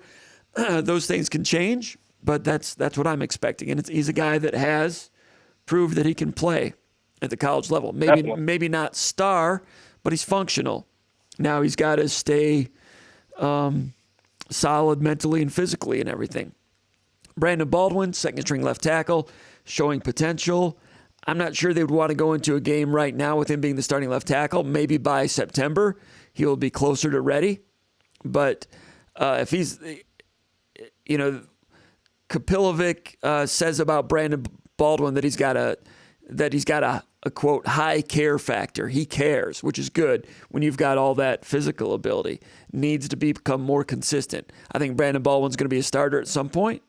Whether he's ready this year, not sure. Possibly. Whether they're going to be forced to put him into the starting lineup would not be ideal. You would want him to earn it, right? Rather than just de facto being slapped with it. But he's got ability. Just get put in than it is to actually earn the position. Right. And then JD Duplain, left guard, he's solid. They kept him on ice this spring, but we know what he's about. Kevin Wigginton got in there as a freshman, got a lot of reps this spring. He is on schedule. Maybe not a guy that'd be starting right now, but Duplain should be fine. Nick Samak, watched him in the spring game. I still need to go through it a little bit more closely and watch every rep. And, he played some right guard. They were moving him around. Yeah, he played some right guard. First time I've seen him play guard in a scrimmage in a long time. Yeah. That tells you that there's a competition there, whether they think Dallas Fincher could come along and bump him out of that, or most likely Brian Green, the transfer from Washington State, who has been a guard and a center at Washington State the last 2 years. So if Brian Green comes in and proves to be the best center, if you want to get your best 5 offensive linemen on the field, Samak might be one of the best 5 offensive linemen, but maybe not your best center. So they're creating they're manufacturing some depth and some flexibility by Samak playing some guard. Very astute observation on your behalf to notice that Samak played some guard in the scrimmage, and that is no small factor. So you got Samak there who has played before.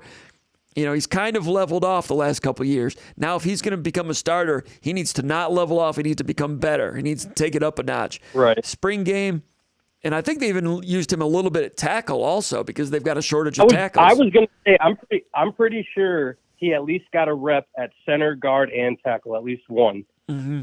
Yeah. So he has some athleticism to do that, but left tackle would be for an emergency, I would think. That open. Because, injuries and God knows what, guys, issues with mental health, whatever, you never know when you're going to have to shuffle some guys. And if we got guys that can play multiple spots, that doesn't get any better than that. Yeah, and that would not be ideal if Samak had to play tackle, but you have to manufacture some depth there. Right, somehow. no, right. Yeah. And at right guard. And they were also just, doing it to make it work for the spring because they were so shorthanded. So if he had to jump into a tackle spot just to complete some reps, for the sake of the offense. Sure. And, at right guard, Matt Carrick, he's back as a sixth-year guy, started 2 years ago and was okay. And then last year, I've said this a number of times, he became a second stringer at right guard, and I thought he was better as a second stringer than he was the year before as a starter. He became a second stringer because Kevin Jarvis was back healthy, A.J. Arcuri was back healthy, and he got bumped to second string, and he was a solid second stringer. Blew out his ACL, missed the last half of the season, rehabbing now, and he's on schedule to be in pads in July, August. So it's a big summer for him. We'll have to wait and see what he looks like, but he's a proven guy. I don't know what version of himself he'll be, but he's in there. Gino Vandermark, a young guy, freshman, was looking good this spring, went out with a mild injury. He should be fine for July. So Vandermark and Carrick will be competing there at right guard, along with Samac and Brian Green. They've got a competition there. I think there's a good chance you will get a good functional right guard out of that somehow, some way. And at right tackle, Spencer Brown had the one start in the bowl game, was pretty good. Played left tackle he started at right tackle in the bowl game. He played some left tackle in the scrimmage for a few snaps, and I thought he was just okay in the scrimmage. I kind of expected, I was kind of hoping for his sake and Michigan State's sake that he would maybe look a little better than he did in the bowl game. It's a scrimmage. Maybe he wasn't quite 100% dialed in. I'm not sure, but I didn't think he was great in the scrimmage. But he has it in him to play some good football. So they're looking at him to be a guy to probably start. Ethan Boyd, true freshman out of East Lansing, got on the field a little bit. 6'7", big guy. Another guy that needs consistency, but he's a body that's coming along. So you got a lot of freshmen that are just starting to scratch the surface and get their footing. And then you've got really a smattering of other guys that have been functional at some point in their career and have had maybe some physical setbacks here and there, that all Michigan State needs to have another stroke of luck there on the offensive line and have all those guys become healthy and come together as puzzle pieces positively in August. It's kind of like we were looking at them at this point last year. Last year there were more of them. This year there's fewer of them, but there are guys that have proved themselves to be functional players in the past, and Chris Kapilovic has to work that puzzle like he did last year. Nick, anything else, Nick? Anything else going on? So you watched the spring scrimmage from Florida. What were your thoughts about the scrimmage? Well, it's tough just because when you have guys that people are looking for, big names, Van Sumeren, guys that sat out, a lot of offensive linemen. But I don't know if this is obvious or not, but I thought Peyton Thorne he looked crisp. He looked like a comfortable kind of guy, whereas last year spring, given the quarterback battle or however much there was of that, but he looked, I don't know, he like the bowl game was yesterday. Like he just walked in, made his throws, did his thing, and I thought he looked really sharp. And then I guess I don't know, it's tough looking at the running backs because especially after looking at last year's spring, we thought Walker definitely was going to be good. He had some stuff, but we didn't have any idea that he was going to be what he is. No. So it's are we going to have another guy take that step? Is it going to be more of committee? I don't know, it's kind of hard to judge. Yeah, and Peyton Thorne, I thought he looked pretty good in the scrimmage. Maybe didn't light it up like you might anticipate, but he is really commanding more and more respect from his teammates. His teammates have always liked him, but now Peyton Thorne, now that he's the starter, this time last year he had not nailed down the starting job. Now that he is the starter and he's piloted the team to an 11-2 season, a number 9 ranking in the polls last year, number 8 depending on which poll you're looking at. Now, redshirt junior, all that experience, all that winning, now he's starting to lead, vocal leader. Jaden Reed was talking about that. Jaden Reed being his former high school teammate. Jaden Reed says this guy, Peyton Thorne, has stepped up in amazing fashion as a leader. And you may have seen that a little bit with some of the videos that Michigan State has released as a program, some of the official videos, like the hype videos from winter conditioning or spring practice. When they've shown Peyton Thorne on camera, you can see him stepping forward and becoming vocal. And this team needs that, and he's willing to do it. And he has all the ability to do it and all the credibility to do it, mix it all together. And he's becoming an excellent leader, and he'll be a captain this fall if they name captains. Oh, for sure. And then I guess, to wrap it up, lastly, any word, any hints of a scrap of the hockey situation? Yeah, let me. Right now we're showing highlights from the spring game, and right. Yep. Let me rename something. Supposedly, there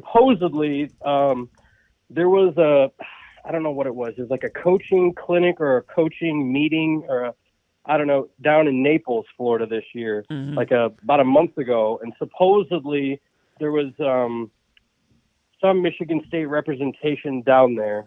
Someone, and then the following day someone did a flight tracker where they followed a flight from Naples to East Lansing, and people were wondering if somebody, they went down there and got somebody. But then after I heard that, it's been silent.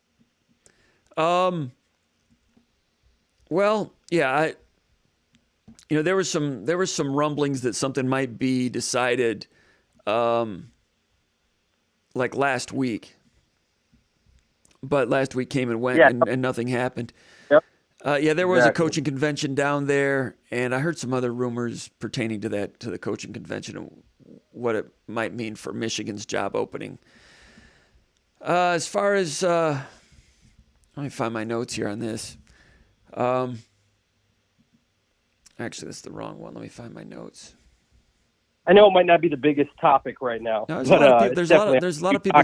Yeah, there's a lot of people talking about it. It is Michigan State looking for a new hockey coach. It's a big deal. The last two times. Right now, we're dealing with both the major Boston schools are also coach hunting. Absolutely. So that's gotta be difficult competing with that. Right. And Jay Bannon, question number 6.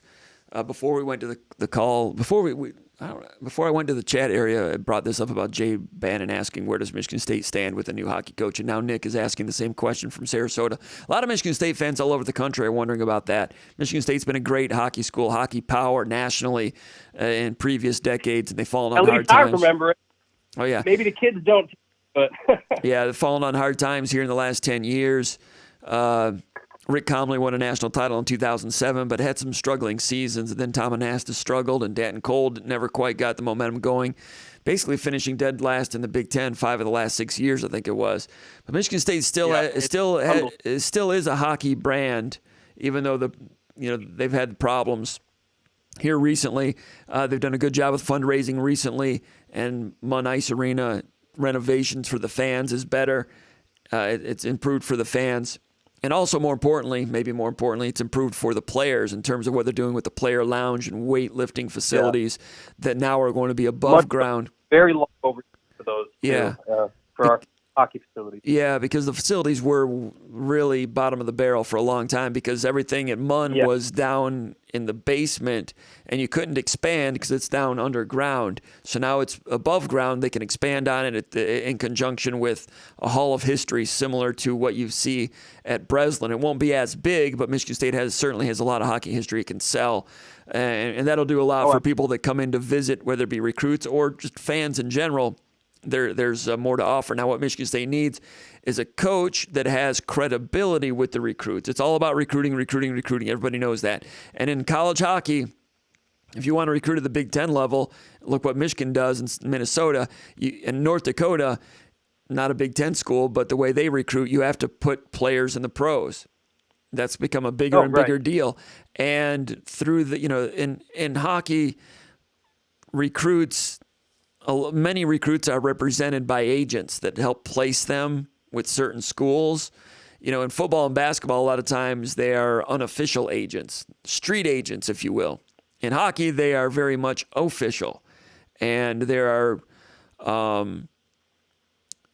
pipelines and networks. I remember Danton Cole talking about that he just kind of mentioned in passing a couple of times about agencies in certain schools. So you have to get in on those. And Danton Cole did not get in on those. And he was a head coach at the USA level, the USA National Developmental Program. And a lot of people thought because of his background with the USA developmental program that he would be able to make inroads with players that were going to that program or already in that program, but he never got a recruit from the U.S. National Developmental Program. And those are like the blue chippers. Those are like the McDonald's All-Americans of college hockey. When they're 17 and 18 years old, they play for the USA Developmental Program, which is headquartered in Plymouth, Michigan. And several of those players go to Michigan, go to Boston College, North Dakota, Denver, various places, but not Michigan State. So you have to recruit a long time. And I remember, was Mason saying it at the end that he wanted to get like 3 of the top 5 players in the state of Michigan every year. Michigan in-state recruiting was not a big deal in the 80s and most of the 90s. Ron Mason, the majority of his players would be Canadian, and it became decreasingly that way later in his career. But high school, I'm not high school, but age group hockey, 15U hockey, developmental hockey in the state of Michigan is so much better now than it was 25, 30 years ago. You can just see that in the NHL draft.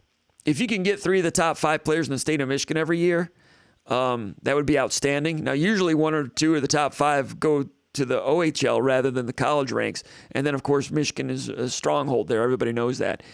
So it looks like Michigan is probably going to hang on to Mel Pearson as their head coach. They've been recruiting like gangbusters. It's not turned into wins or championships. They won the Big Ten tournament this year, but with the most talented in terms of NHL draft choices, the most talented college hockey team ever assembled. No college team has ever had as many first-round draft choices as Michigan had this year, but once again, they didn't go very far in the NCAA tournament. But they recruit really well. Can Michigan State do that? Exactly. You and I have to believe that there's no reason why Michigan State shouldn't be able to do it. Can Michigan State get the in-state recruits? It's going to have to start with a coach that has the imagination of the players and those agencies, and also someone that has credibility in terms of producing professionals. Now, does that become a chicken or the egg thing? I don't know. So in terms of the coaches, things they haven't been quiet in terms of Michigan State. We've reported that Michigan State, that Adam Nightingale has interviewed, and also Eric Ling interviewed, the head coach at American International. And we've heard from good sources that Pat Ferschweiler, the head coach at Western Michigan, is in the mix. And for more than a couple of weeks, Mike Hastings, the head coach at Minnesota State, has been mentioned as a prime candidate. Now, Hastings, he was head coach at Minnesota State. They were runners-up this year. Everybody knows Michigan State likes him, and everybody knows that Hastings, there was some talk that maybe Hastings might be a candidate for one of the 2 openings in Boston, but nothing has happened. I mean, he was in the national championship game, 3 weeks ago, and Michigan State's had the opening, and I think there's been no bones about it that Michigan State's been interested there, but nothing's happened. Yeah. If he would be the guy, would we know by now? Is Michigan State able to put him on the back burner and look for others? Would he be cool with that? I don't know. But I kind of believe that if that was going to happen, it might have already happened. That's kind of thinking as well.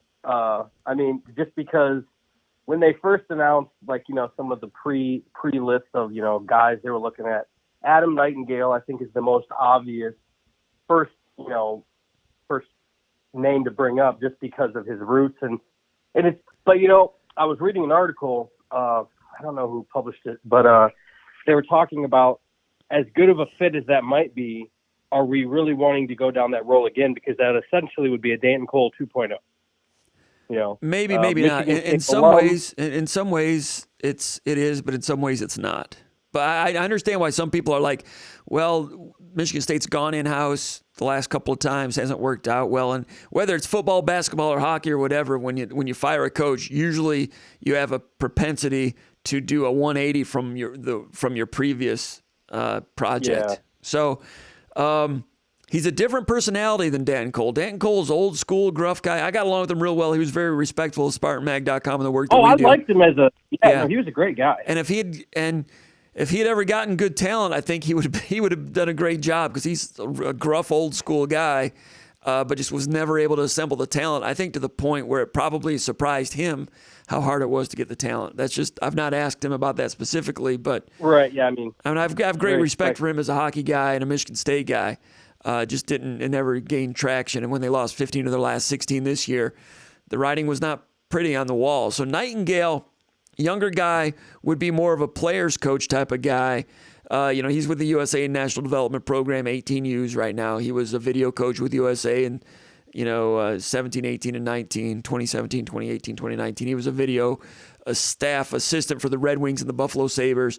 He was head coach at Shattuck St. Mary's in Minnesota, which is pretty much the preeminent prep school hockey program in the country. He got that job, I think, after he was director of hockey operations at Michigan State from 2010 to 2014. He played at Lake Superior State and then transferred to Michigan State. He's originally from Sheboygan. Interesting. I'm hearing from people that, he's with the USA developmental program right now, and with the birth year players, 2004 to 2006, which would be guys that are 17 to 15 right now.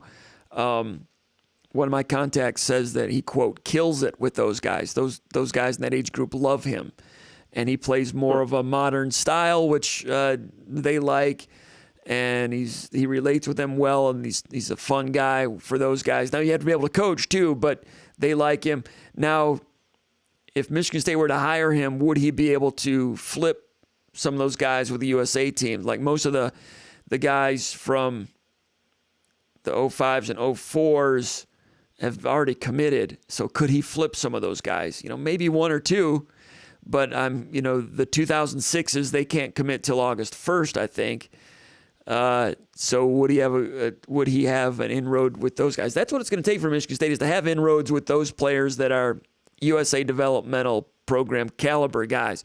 Now, you might only have 2 or 3 or 4 guys on your roster, would be kind of a big number to have on your roster. So you're going to need, 15, 16, 17 other that are very good, role players, character players, the whole thing. So you're not going to do it just with USA developmental players, because there's only 22 of those a year, and they're going all over the country. You can only get a few of those. But that would be a place to start.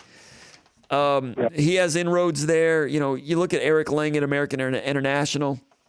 At American International, they never had any, not much support, not much history, not much tradition. He goes there, and in his first year, they went 8-20, and then the next couple of years, they slowly built and built. And during the COVID year, they were 15-4 when things were shut down.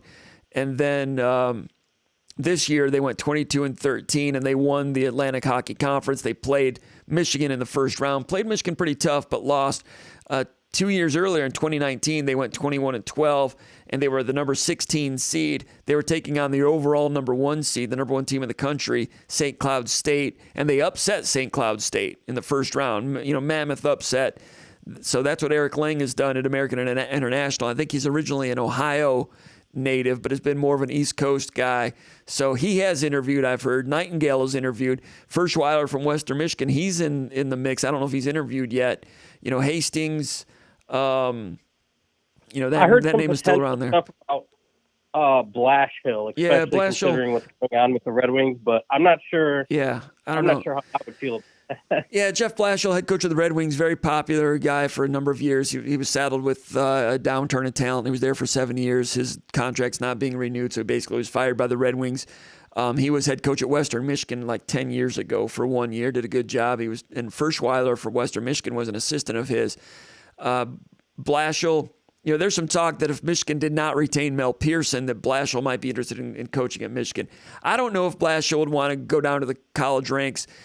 Going to the college ranks is attractive for some former NHL coaches that just love the game and have enough money and just want to, coach down to the grassroots a little bit with a little bit more of a sane travel schedule, although recruiting can be a little bit wacky. Andy Murray, who was the coach at Western Michigan before Furschweiler, he was a head coach for 2 or 3 different teams in the NHL, came down and coached Western Michigan for a few years, had some success, and retired. It happens here and there. I don't know if Blashill at this stage of his career would want to do that. Michigan, staying in the Detroit area might have a little more gloss to him than coaching at Michigan State. So, maybe Michigan State is waiting. Maybe they were waiting to see after Blashill was fired by the Red Wings to open up talks with him to see if he was interested. And once he says he's not interested, maybe then Michigan State will go forward. That's a theory. Now, Michigan State did hire an outside firm, the same firm that assisted or ran the search that resulted in Mel Tucker being hired. They consulted. Really? They consulted. Yeah, they consulted that firm for this hockey coach search as well. So, maybe is it possible that they wanted to wait to see what happens with Blashill? I don't know. But that's kind of where it all is. I kind of expected something to happen last week. Now I'm expecting even more for something to happen this week. Now that Blashill's available, they can, if they were waiting on that, they will get an answer there. In the meantime, if Hastings was going to be the guy, why didn't it already take place? I don't know. But a lot of these things, they've narrowed it down to some main candidates. It's my understanding. Hastings, Ferschweiler, Nightingale, Lang. Yeah. My gut feeling is that the longer this goes without hearing anything, the more it's Nightingales to lose. Kind of, I don't know. That's where my gut is. There is some scuttlebutt out there that Nightingale could be coming back around for a second interview, which would which wouldn't surprise anyone. I mean, yeah, that would help his candidacy. He might get to Michigan State and he might go gangbusters. Who knows? I mean, he's the guy that Right. wants it. He wants it desperately. He knows the landscape here. He's been around the There's something to be said for that too. A guy that really, really wants the job. A guy that's passionate about it. Mm-hmm. And he's more of a freewheeling style, and I think that would meld well with some of the pro prospect type of recruits. Hastings at Minnesota State kind of did what he had to do there to create a winner. They're blocking shots. Same thing with Lang at American International. They block shots. They grit it out and kind of play kind of a tougher style. And Jeff Jackson's done that at Notre Dame and had a lot of success. You can do that at a name brand program like Michigan State and win, but there's a thirst, there's a hunger for Michigan State fans here locally for the hockey program to become a hot ticket again. So there's going to be interest, and if they get it going, it'll catch fire. But they got to get the right guy. It's really when you talk about hockey because you got Michigan State football and basketball, kind of run the show, which is obvious, But even down here, I was at a local bar recently. Got to talking with a guy. He noticed my Spartan cap, and he's a retired gentleman from Michigan who's a huge hockey fan. And we started talking hockey, and he's like, "Hey, word on." I'm like, "Hey, your guess is as good as mine right now, but there are people out there who definitely are paying attention and that care." You're right, Nick. All right, man. I appreciate your call. You have a great evening. Yeah, all right? Thanks for calling the show, man. I appreciate the time, Kyle. Have a good one. Thank you. All right, let's see if we can go back to these highlights. Let me we've already looked at these a little bit. Let me see if I can fast forward these a little bit. We've looked at these. Let me fast forward to right there. That's about far enough, probably. Appreciate Nick calling in from Sarasota. Yeah, we'll put this back up here in the corner. I know some of you are getting a kick out of watching these highlights because some of these did not show up on the Big Ten Network. And also some of you that were there. I mean, there's things in these video when I go back over them that I didn't notice when I watched it live. So put that up there for you guys to check out. Let's go over here to the mailbag again. If you're just joining us, we had Paul Konerdijk on earlier talking basketball recruiting extensively. He was at the Spiece Run and Slam in Fort Wayne this weekend and had great firsthand accounts of some of the recruiting things going on with Xavier Booker and some others. If you missed that, go back and call this back up on demand a little bit later, or even right now you can rewind and listen to it. Question number 7, Gator from Northville says, who do I have for the starting linebackers for Michigan State? He says Jacoby Windman and Cal Halliday. And he says his back 5 defensive backs. He has Amir Speed, Ronald Williams, Chuck Brantley, Xavier Henderson, Angelo Gross. Okay. Gator knows his football. Appreciate that. Windman and Halliday, I could see that. But I think Windman and Halliday are both Mike linebacker types. I think they would want to pair a Mike and a Will more so. And I think Brule's been more of a Will. Halliday was a good functional inside linebacker last year. Had a lot to do with Michigan State winning 11 games. Had the pick 6, which cinched the victory over Pittsburgh in the Peach Bowl in Atlanta. Those of you that were there, Michigan State fans did a great job that day. Michigan State's fans were loud in that place. That was good. Good on you. Now, Halliday's good, but there's competition. Windman is in there. Brule's in there. Darius Snow's in there. Ma'a Nateote is getting better. They've got 5 good linebackers there for 2 jobs. So somebody's going to be on the third string that's pretty good. I think either way you slice it, they're going to have a nice, healthy rotation there at linebackers. Not just going to be 2 guys, maybe 2.5. It'll be 4 guys. Oh, and Van Sumeren had a good spring. And Van Sumeren repped with these guys side by side. When they did the end of the game, the 2-minute drill, Van Sumeren was out there with the first defensive unit. Is he getting better? I mean, maybe. I mean, Van Sumeren is, last year was like a red zone guy, short yardage guy. Van Sumeren could be in the process of expanding his scope of potential. I know he's an older guy, and sometimes you hit your ceiling potential-wise when you get older, and he's a big, thick guy. But also Michigan State is playing Michigan this year, of course, and Michigan last year became very good as a ground-based team. Now, they can go play action. They've got athletes on the edge also, on the perimeter. But they were able to knuckleball people and catch people off balance by pounding the run. Now, they don't have Haskins anymore, so they won't be as physical with that. But Corum's got some quickness, and the guy from the Detroit area. Let's see what Matt Latham says. Matt Latham is he runs the hockey board, the MUN hockey message board over at SpartanMag.com, and he really knows his college hockey. And he's posted an Underground Bunker message board a couple times this week about the coaching search, and he just texted me, so let's see what he says. Whoa, it's a long one. He says, I'm not going to read this on the air because that's not what he thought, but let's see if he's got some information. Okay, he's hearing that Michigan State is very serious about Hastings. Now, Dan Cole's only making about $350,000 a year. And, for instance, the coach Lehman at Providence is making like $600,000 or $700,000, $800,000. When you think about Providence College, when it comes to basketball, it's always been a I don't want to say joke, but there's been humor. It's been a humorous thing at Providence at how underfunded they are basketball-wise compared to other programs. Other coaches that have been there. Who was the guy that went? Was it Providence? Was it Xavier? Was it Virginia and got fired? I can't think of his name. Anyway, he does some broadcasting now. He used to joke about how ill-funded they were. That's Providence basketball. But Providence hockey, Lehman was making real good money. And to think that Michigan State, and he's not available, he's staying at Providence, but for Michigan State to like offer like Providence level money to Hastings, that's kind of probably what it will take. Okay, there's some conjecture that Hastings, Michigan State has talked money with Hastings, and Hastings has not accepted it yet, but Hastings is still in the running for the Boston University job.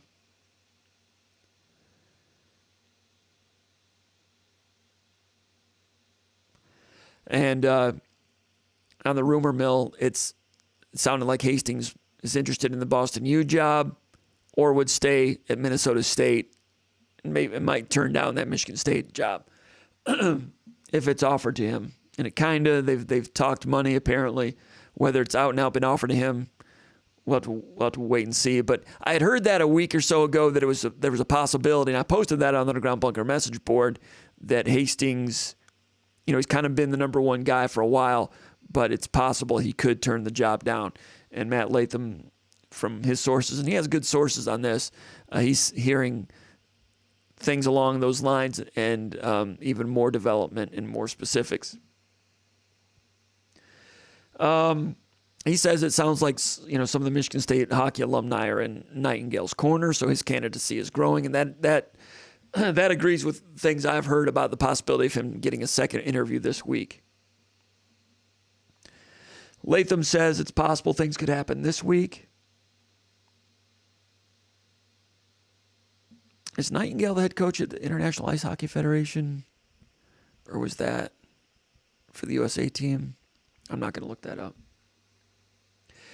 Latham says he believes that Boston University will be the first domino to fall. Then it will be up to Hastings if they don't hire him to make a decision whether it's Minnesota State or Michigan State. If Boston U does not take Hastings. Hastings, the head coach at Minnesota State.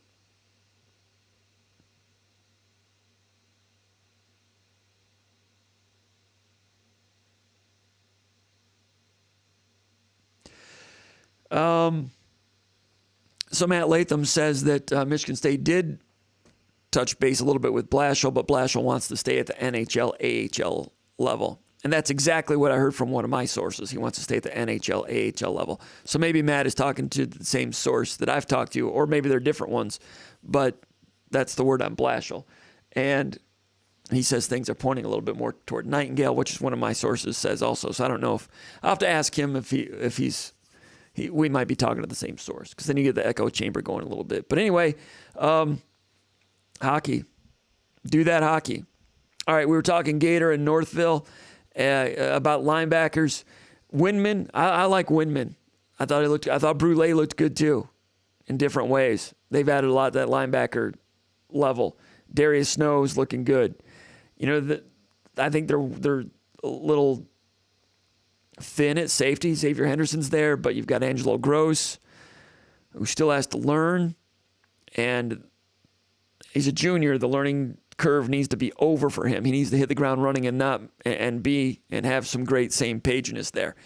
And now with Barnett and Tucker running the defensive backfield, I think there's a better chance of better cohesion and communication back there, and it needs to be that way with Gross. You've got Brantley as a starting quarter, and that can happen. Speed, Williams, and Brantley. So you've got Brantley as a nickel. I think Chester Kimbrough's looked pretty good in that spring game as a nickel, getting better and better there. I don't know. Good question. All right, question number 8. MSU analyst from Atlanta says, what past year Michigan State offensive line would you most equate this year's version to in regards to your probable expectations for the offensive line in 2022? Parentheses, he says, you might want to explain your personal offensive line expectations to qualify and explain your answer and elaborate on your estimate of the effects on Michigan State's offensive operation as well. End of parentheses. Big question. It goes back to what I was talking about a minute ago with the offensive line when Nick called in. I think it's similar to last year. Last year Michigan State had more puzzle pieces, but it was a lot of players that individually had shown at various checkpoints in their career that they could play offensive line functionally at a functional level at Michigan State. Luke Campbell, A.J. Arcuri, Matt Allen. All these guys kind of had injuries and stuff when we were looking at them last year. They added Jarrett Horst. You had J.D. Duplain in there. You had Matt Carrick in there. So you had a collection. You had Blake Buter in there. You had a collection of players, Kevin Jarvis, who had some injuries. A collection of players that individually had played well at certain points in their career. They needed to come together and play together as one, which they did. Luke Campbell had some injuries. He never really quite he did well earlier in the year, but, kind of hit his ceiling, and he left it all out there and gave it his all, but he was limited as to what he could do. And Horst ended up dropping out a little bit, and then they had to put Arcuri, they had to put Jarvis out at tackle, which messed with the offensive line. Michigan State's offensive line reached the best point of their season against Michigan when they rushed for 200-plus yards, 5 rushing touchdowns, did some great things that day, and they were at their best. And then Horst was gone after that. And at that point, Jarvis and Arcuri were on the right side of the offensive line, and they were really coming into their own. But that was the last time they played side by side, because after Horst left, then Arcuri had to go to the left side, and Jarvis had to bump out to offensive tackle. And they were functional, pretty good offensive line the rest of the way. Maybe not great, certainly not a plus offensive line against the great teams like Ohio State, but good. But they were very good against a very good Michigan defense. And right when they were hitting their full stride, Horst leaves and it all gets reshuffled again. So I would compare it to last year. Because at this time last year, we didn't know what Arcuri was going to be. We didn't know what Matt Allen was going to be. We didn't know what Jarvis was going to be. We didn't know what Horst was going to be. Similar this year, we've seen Carrick do good things in the past. Will he be back and healthy at guard? We don't know. Possibly. We've seen Spencer Brown in short bursts do some good things. We've seen Horst do some solid things. Is he going to be back? We've seen J.D. Duplain do a solid job. Imagine he'll be solid there at left guard. Samac, he's got to step up at center. We've seen him do it before. He's got to take it up a notch. Brian Green coming in from Washington State. Last year, pretty good. Year before, even better. If that level of Brian Green from 2 years ago comes in, that's going to help. Are they going to go look for another player in the portal? It's pieces. It's a bunch of puzzle pieces in a box that are getting all shaken around. And they got potential, but it's got to be put together. And Kapilovic is a good one to put it together. You ask me what offensive line I compare it to? I'd compare it to last year's offensive line. And how's it going to look? They put it together last year. If they do it like that again for this year, then I'm not saying they're going to steamroll everybody, but against most opponents, I'm expecting a functional offensive line to give Thorne a chance to operate. Running backs are not going to be as good as Kenneth Walker. Can he get a 1,000-yarder out of that group? You would hope so if you're Michigan State. That's got to be the expectation. I wouldn't close the door on that. I'm not going to say I need to see it to believe it, but it won't be easy. But that is the X factor for the season, in my opinion. Randy from Orange County, California says, Mel Tucker is going to be a guest at the Orange County Alumni Golf Tournament in a couple of weeks. If you could ask him one question that hasn't been covered or asked before, what would it be? Also, what's the story with the Tom Izzo football building? I think I missed the backstory. I don't know if Izzo, if they're just naming it after him or if he donated money. Yeah, that is a good question. I don't know. I guess I've kind of missed the story on that one too. No surprise that they're naming things after Izzo, though. They've named stuff after Doherty. They've named buildings after Munn, after John Hanna. Izzo deserves one too. That'd be a big one. He'd be proud of that, and he deserves it. The Tom Izzo football building. Izzo would get a kick out of that. I guess that's happening, right? All right. If I could ask a question of Mel Tucker, I've got a couple of questions that I'm going to save that when I get a chance, I'm going to ask him just about him and his past and stuff. It's a question he's probably never been asked before in these terms, but he might get a kick out of it, but I'm not going to divulge that one. It's nothing earth-shattering. It's just an interesting question. It's kind of like Barbara Walters. If you were a tree, what kind of tree would you be? It's along those lines. Question. I mean, if I had Tucker here for 2 hours, I'd ask him about every single position. I'd ask him about, I got a lot of questions. I'd ask him about, name, image, and likeness, portal. How are they getting name, image, and likeness? I know they're busy with it, but what's going to be the plan there? Because I know they've got a plan. I would ask him, how come they've not been recruiting as much in Ohio? We've seen a little bit this year, ramping up a little bit. It's hard to recruit everywhere, I guess. They just recruit wherever the player is. If you're a good player in Arizona, they're recruiting you. If you're a good player in Seattle, they're recruiting you. So they've looked at all the film in Ohio, but so they've gone to other places. So I guess I just answered my own question on that one. I'd ask him, in recruiting, to what extent does name, image, and likeness come up? I heard Tom Luganbill talking about that today on Sirius Satellite, talking about that is the first thing that comes up with 4-star recruits. And that, Tucker is with it. He's ambitious. He's modern. He's not going to be caught behind stride on that stuff. So he's adapting to it. He's not one to complain about things. He just adapts and moves on and wants to be ready to hit the ground running when things do change. So things have changed. Name, image, and likeness is everything in recruiting now. And he and Alan Heller have been mobilizing things behind the scenes to make sure Michigan State is as strong as they can be in that realm. Specifically, I don't know what the specifics are. So if I ask him that, I'm not sure what he could tell me. But so you ask a tough question. What would I ask him at the Orange County? Now, you can ask different questions at an alumni, at a booster function than you can in a press conference. He'll level with you guys as long as you have your cameras off. He'll probably level with you guys and gals out there in Orange County. My buddy Crowley Sullivan's going to probably be out there.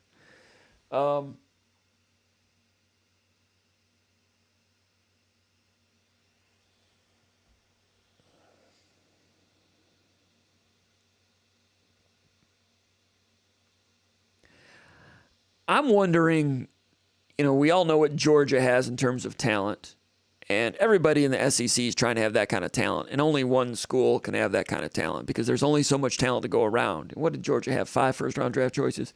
And in previous years, Alabama's been there. You can't have more than one Georgia in a given year. And Alabama was really good the year before. LSU was good the year before that. You can't have if they all dispersed all their talent, they could all be really good, but you're not going to have one superpower great one like Georgia last year, Alabama the year before, LSU the year before. Maybe they're just going to all cycle up and down the SEC. I'm not sure. I would wonder with Mel Tucker, how close can Michigan State get to that level or to what he wants to be? You know what Mel Tucker wants in a roster. He wants it to look like what the Bulldogs have. He wants it to look like what he used to recruit at Georgia and Alabama. Is that feasible at Michigan State? I'm starting to think that Michigan State can possibly put together a team that might be a program that might be similar to what Virginia Tech had going when they had, when Beamer, they had the top 10, top 5, knocked on the door for the national championship a little bit with Michael Vick. Great special teams, very good defense, some explosiveness here and there.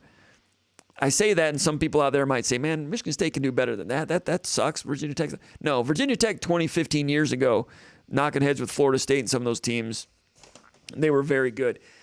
I know that Mel Tucker wants to have national championship type talent. And because of who he is as a salesperson and as a figure, and he is growing in stature, and there are coaches and players and dads out there that are intrigued with him. So I don't know what the ceiling is in terms of his ability to go out and recruit. It might be great. I said it this time last year, around June, when I went and saw him operate on the recruiting circuit at Ferris State with some recruits around, and how they lit up around him, and how assistant coaches at other programs lit up around him, and just the way he operated and the things he said and some other stuff I saw that day. That's when I came back and went on the Underground Bunker message board, and I said, Michigan State football, if it were a stock, it's a buy. I put out a Mad Money buy call for Michigan State stock after I saw that.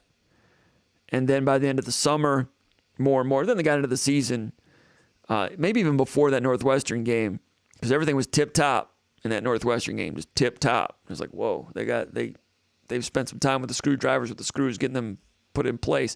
I can't remember if it was before. I think it was just before the season. I wanted to see what would happen in the Northwestern game and other games for obvious reasons. But a couple of months after I issued the stock buy call, I said that there was a chance that Mel Tucker could be, possibly, maybe, it's possible that he is the total package. That's phrasing that I used at that time. I had to wait and see what it looked like on game day in the fall. That's the important part. But the rest of it, man, he's got it down. And now he's got momentum with it. Total package, it's possible. Now they got to go out there and do it again this year, and the schedule's tough. It's hard to do it year after year. I don't want to put the cart before the horse or whatever and put people in the Hall of Fame just yet. But in these jobs as media members, sometimes if you can see things maybe before it becomes apparent, then maybe you're worthwhile as an analyst and a reporter, as I aim to be. I remember, Crowley will tell you this. I think Crowley was on the bus. We're taking a bus to the Michigan State Northwestern game in 1997, I think. Michigan State had started that year, I think 5-0. Yeah. And there was a lot of excitement around Nick Saban in 1997. And I said, well, the real excitement's around the basketball program. There's more potential there. And Crowley and his buddy Brian Bird looked at me like I had three eyes. They're like, what the hell are you talking about, basketball? They're an NIT team, and Izzo could get fired. I'm like, well, it could get fired, but with the in-state talent and Izzo's ambition and energy, even though basketball was here and Saban was here in terms of how being a top 15 team and basketball's here, the ceiling of potential in basketball with Izzo, I thought was here, and football with Saban was going to be like here at that time. They looked at me like I was crazy, but that turned out to be true. I don't know if I'll get this one right or not. I don't know for sure. I'm just saying that he could be the total package. And if he is the total package, how much power, what can he do with Michigan State? He's got the keys to the big rig. How fast can this program go with someone like him if he is the total package? Nick Saban's the greatest coach in college football history. He didn't do much at Michigan State, frankly, right? Different era. Michigan was really rolling then. Michigan's pretty good now, but the earth is a little more flat now in the Big Ten because the Big Ten network. I mean, Michigan still has great resources, but the gulf is not what it was then. Now with name, image, and likeness, that's going to reshuffle things a little bit. But, if a great coach like Nick Saban was only so-so at Michigan State, and Mark D'Antonio came in and was better than Nick Saban here, true. Now you got Tucker, a different flavor. What is his potential at Michigan State? We're all going to find out, but that guy does not waste a minute and looks at every angle all the time. And all that being said, he still firmly believes it's about the Jimmies and Joes, and he's out there to try to get them. And they've brought in a lot of good 4 and 5 stars on campus, and the facilities are only going to get better. And if they win again this year and then the facilities go in and they get the name, image, and likeness thing mobilized, there's a lot of programs that are going to be mobilized strongly, name, image, and likeness. Maybe Michigan State could punch in that heavyweight class. I don't know.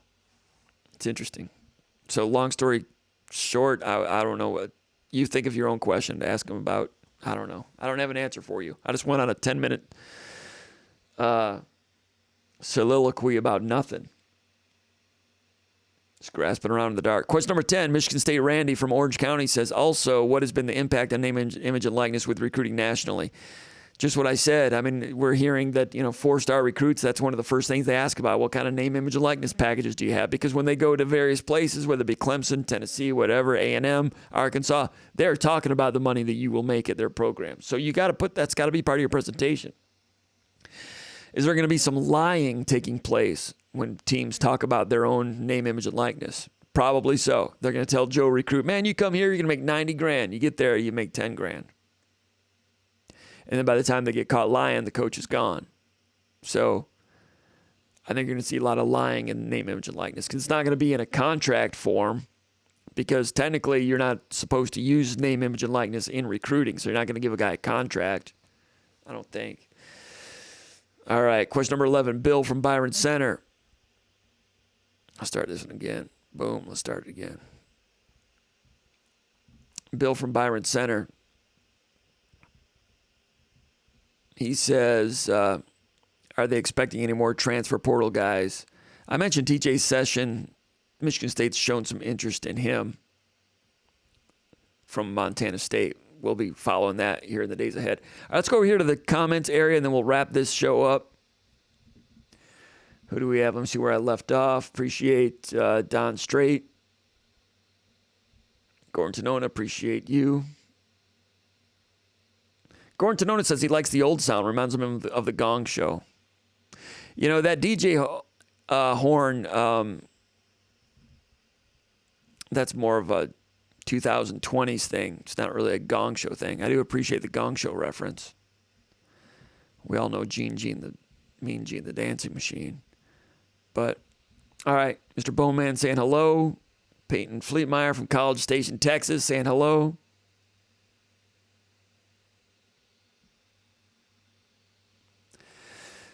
Sea-Dog saying hello. Says the only thing worse than that sound effect is the latest commercial from Rocket Mortgage with the guy screaming as his wife pops through the wall. Annoying. AF. Don't disagree. Spartan MD says apologies on my funky query.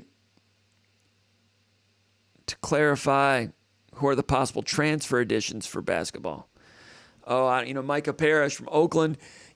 Everyone assumes Michigan State's been looking at big men. And I've not detected that yet. Spartan MD from West Bloomfield, DMC from Washington, D.C. Ben Chi says, am I the only one who is really excited about Jackson Kohler? Watched some of his film. He has great back-to-the-basket skills as well as around the rim. He does. Jackson Kohler coming in as a freshman from the West Coast, 6'10", long arms, back-to-the-basket moves. I'm not going to say he has the Kevin McHale package, and nobody does, but he's old school, shot fake, step through stuff. His dad was a pretty good player. His dad, a good coach of low post moves, and Kohler has those. Kohler also face up, can shoot, he can drain it, good offensive skill. That's why he's been compared to Zach Randolph a little bit. He's spoken with Zach Randolph a little bit. Kohler has to prove he can move laterally on defense, especially the ball screen defense, so important. So defense will be the determinant with him.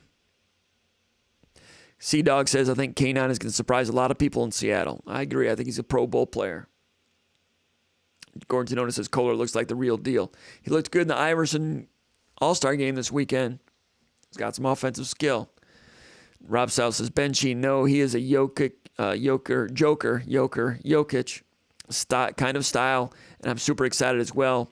And he won that game for them down the stretch yesterday, talking about the Iverson All-Star game, Iverson Classic. Don Strait, Don on board, on the way home from the beach. Man, Don living large and in charge down in Florida, sipping. Good for him. Don, my baseball team split with DeWitt last week. 2-0 victory and a 1-0 loss. Had the tying run on second. Shortstop for DeWitt made a real good play in the top of the seventh to maintain that 1-0 victory. We split with DeWitt. And we beat a very good Grand Ledge team, great Grand Ledge program. I say we, I mean, Grand Ledge top 10 team, been that way in a long time, and we were fortunate enough to get a couple of victories last week. And we looked good doing it, with sophomores really doing it. So that's Okemos baseball, but Grand Ledge is great. Always. A lot of respect for them. Don Strait says, down on the board from Lexington, Kentucky, on the way home from the beach. Oh, you're in Lexington on the way home.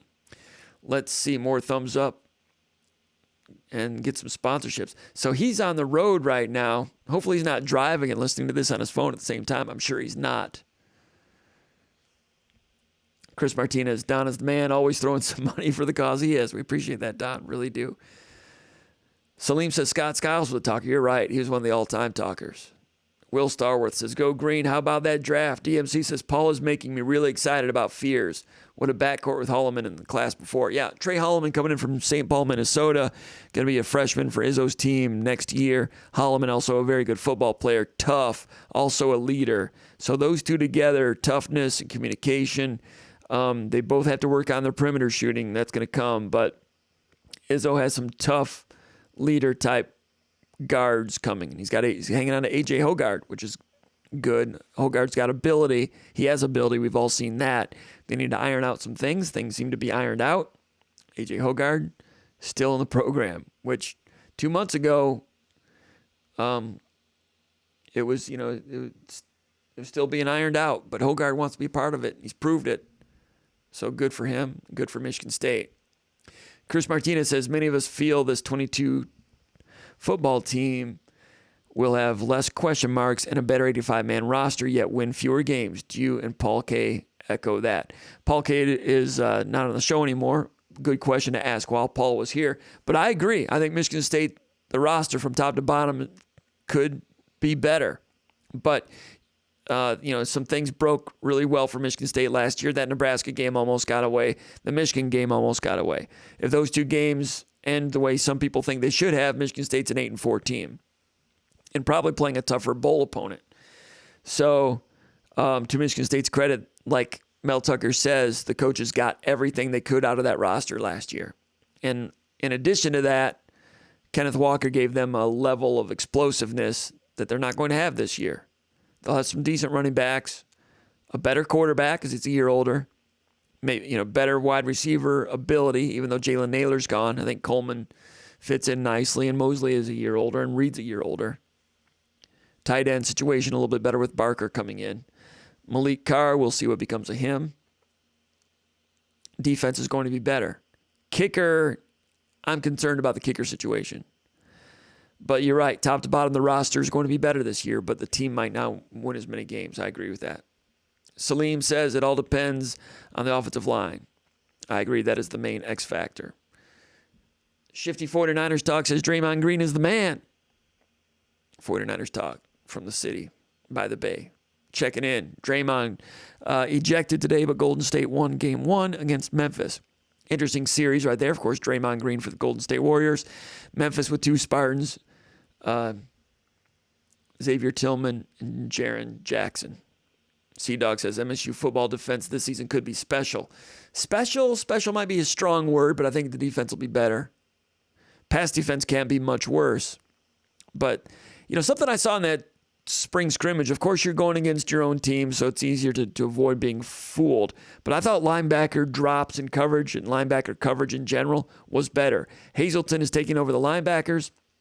I thought the linebacker portion of pass defense last year was a little wonky. So Hazelton's taking over linebackers because Hazelton's got to produce this year as a coordinator, and he's taking over the linebackers. That's on him. He's doing that himself, and I think it's going to be better there. Pass defense at the linebacker level.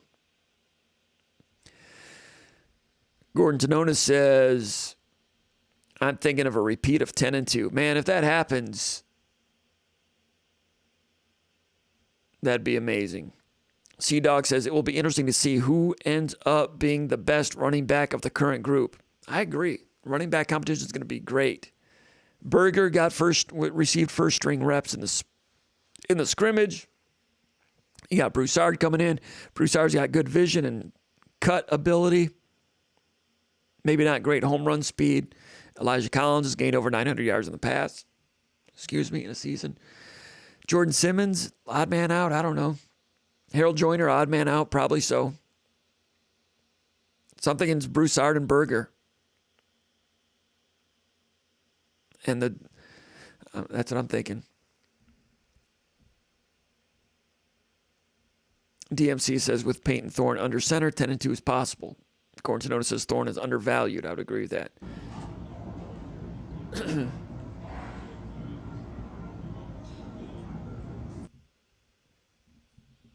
Heard the fight song there for a second.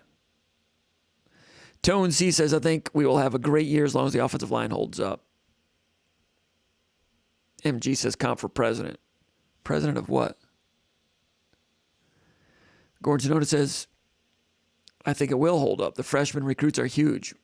One can break through into the playing group. MG says, no more basketball talk, more football, please. $10 Tommy says, what happened with Micah Parrish? He visited. Michigan State likes him, and that's kind of on hold for now. Once the Christie thing is done for sure, they'll probably bring him in, and he'll be a guy. I don't think he's a difference maker. I think he'll be like an Alvin Ellis type of guy. MG says, where's Big Moobie? We'll bring Big Moobie in maybe next week. When I said the Alvin Ellis thing, I have to go back and watch some Oakland University tape before I say that. So don't hold me to that. But at this point, I think he's probably somewhere between Alvin Ellis and Aaron Harris. You know, not a guy that's going to come in and be a go-to standout. But they need somebody. They're kind of low on wing guards. And it's too late to get anything in terms of recruiting. So you look in the transfer portal, and there's some players out there, but some of the portal guys want to come in and be stars somewhere, and I'm not sure Michigan State can offer that. I don't know if they're interested in that type of thing. Chosen One says, you can't be chic, like the Iron Sheik. I don't know what that means. Tone C says, I think the staff is waiting for a portal deadline to end tonight. Been some good players entering at the last minute. There have been some good players at the last minute entering. True on that.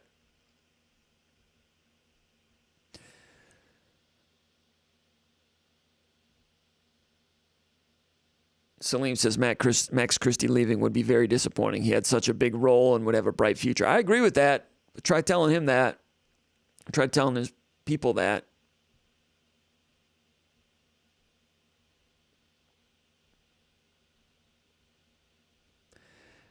I think we're about done with some of these. XX Buckets for Life says, where will Drew Beasley land in the NFL? I've not heard him getting a free agent tryout. Good, solid player. Very good college player. I would not have been shocked if he got a free agent tryout, but these teams only have so many free agent slots. Salim says Michigan State will beat Michigan again, no doubt. James Bannon says MSU has done quite well lately at Michigan Stadium. The trouble with the snap game, the monsoon game. 2 years ago, twice when MSU won 4 in a row. They are not intimidated by that stadium. I agree with that. Gordon Tenoda says Marcus Taylor. I don't know what he's talking about, but comparing him to Max Christie. Some parallels there. X Buckets for Life says Keon Brooks in the portal. That is interesting. I'm not going to lie to you. That is interesting. Old Tuck says Mallory, the D-tackle, lost a bunch of weight.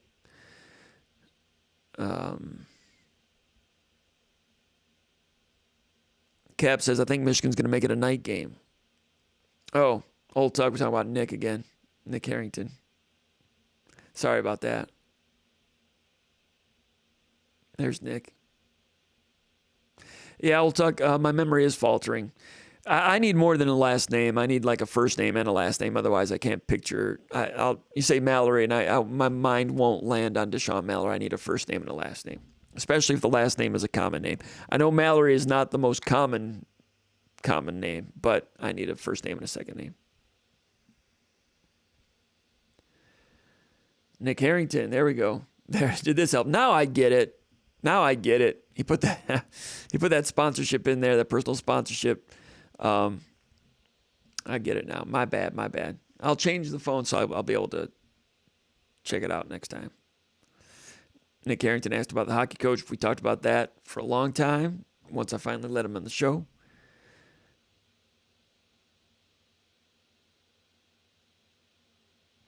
Gary Lou says, I am new to Sparty college football, but you could tell from all the Michigan State winter and spring videos that coaches said Noah Kim played well and has shown definite improvement. He has improved, Noah Kim has, but you got to keep improving because Caton Hauser's coming fast. And I tell you what, Amp Fay did a few things also. You know, on these highlights, one of these days for SpartanMag Live, I might just slow it down and tell you what I think about some of these plays because I do have some opinions on some of these. That might be fun. Just do a film room and just go over these plays all night. Gary Lewis says, I went to a Michigan State hockey game in 1973 or 74 at the original Munn Fieldhouse building. Dog Kenneth is right. Nightingale's from Sheboygan. An up north lad. Matt Latham, yes. Nightingale's Blashill wants to stay in the pro ranks. Correct. All right, here is EJP says Matt Ishbia had donated $32 million to the building, and his only requirement was that it be named after Izzo. Was well documented at the time of the donation last winter. That's true. I forgot about that. Like Old Tug says, my mind is, it's not what it used to be. And I'm not sure it ever used to be anything all that great to begin with. So now it's a lesser version of that. Bob S. says, Nightingale is sharp, wide range of coaching experience, and a class act. I hope Michigan State goes to him in order to rebuild the program. And then it looks like we got some spam stuff here. I'll get rid of those. Sorry about that, everybody. Ban. I banned him, so that's all that stuff is gone, I think.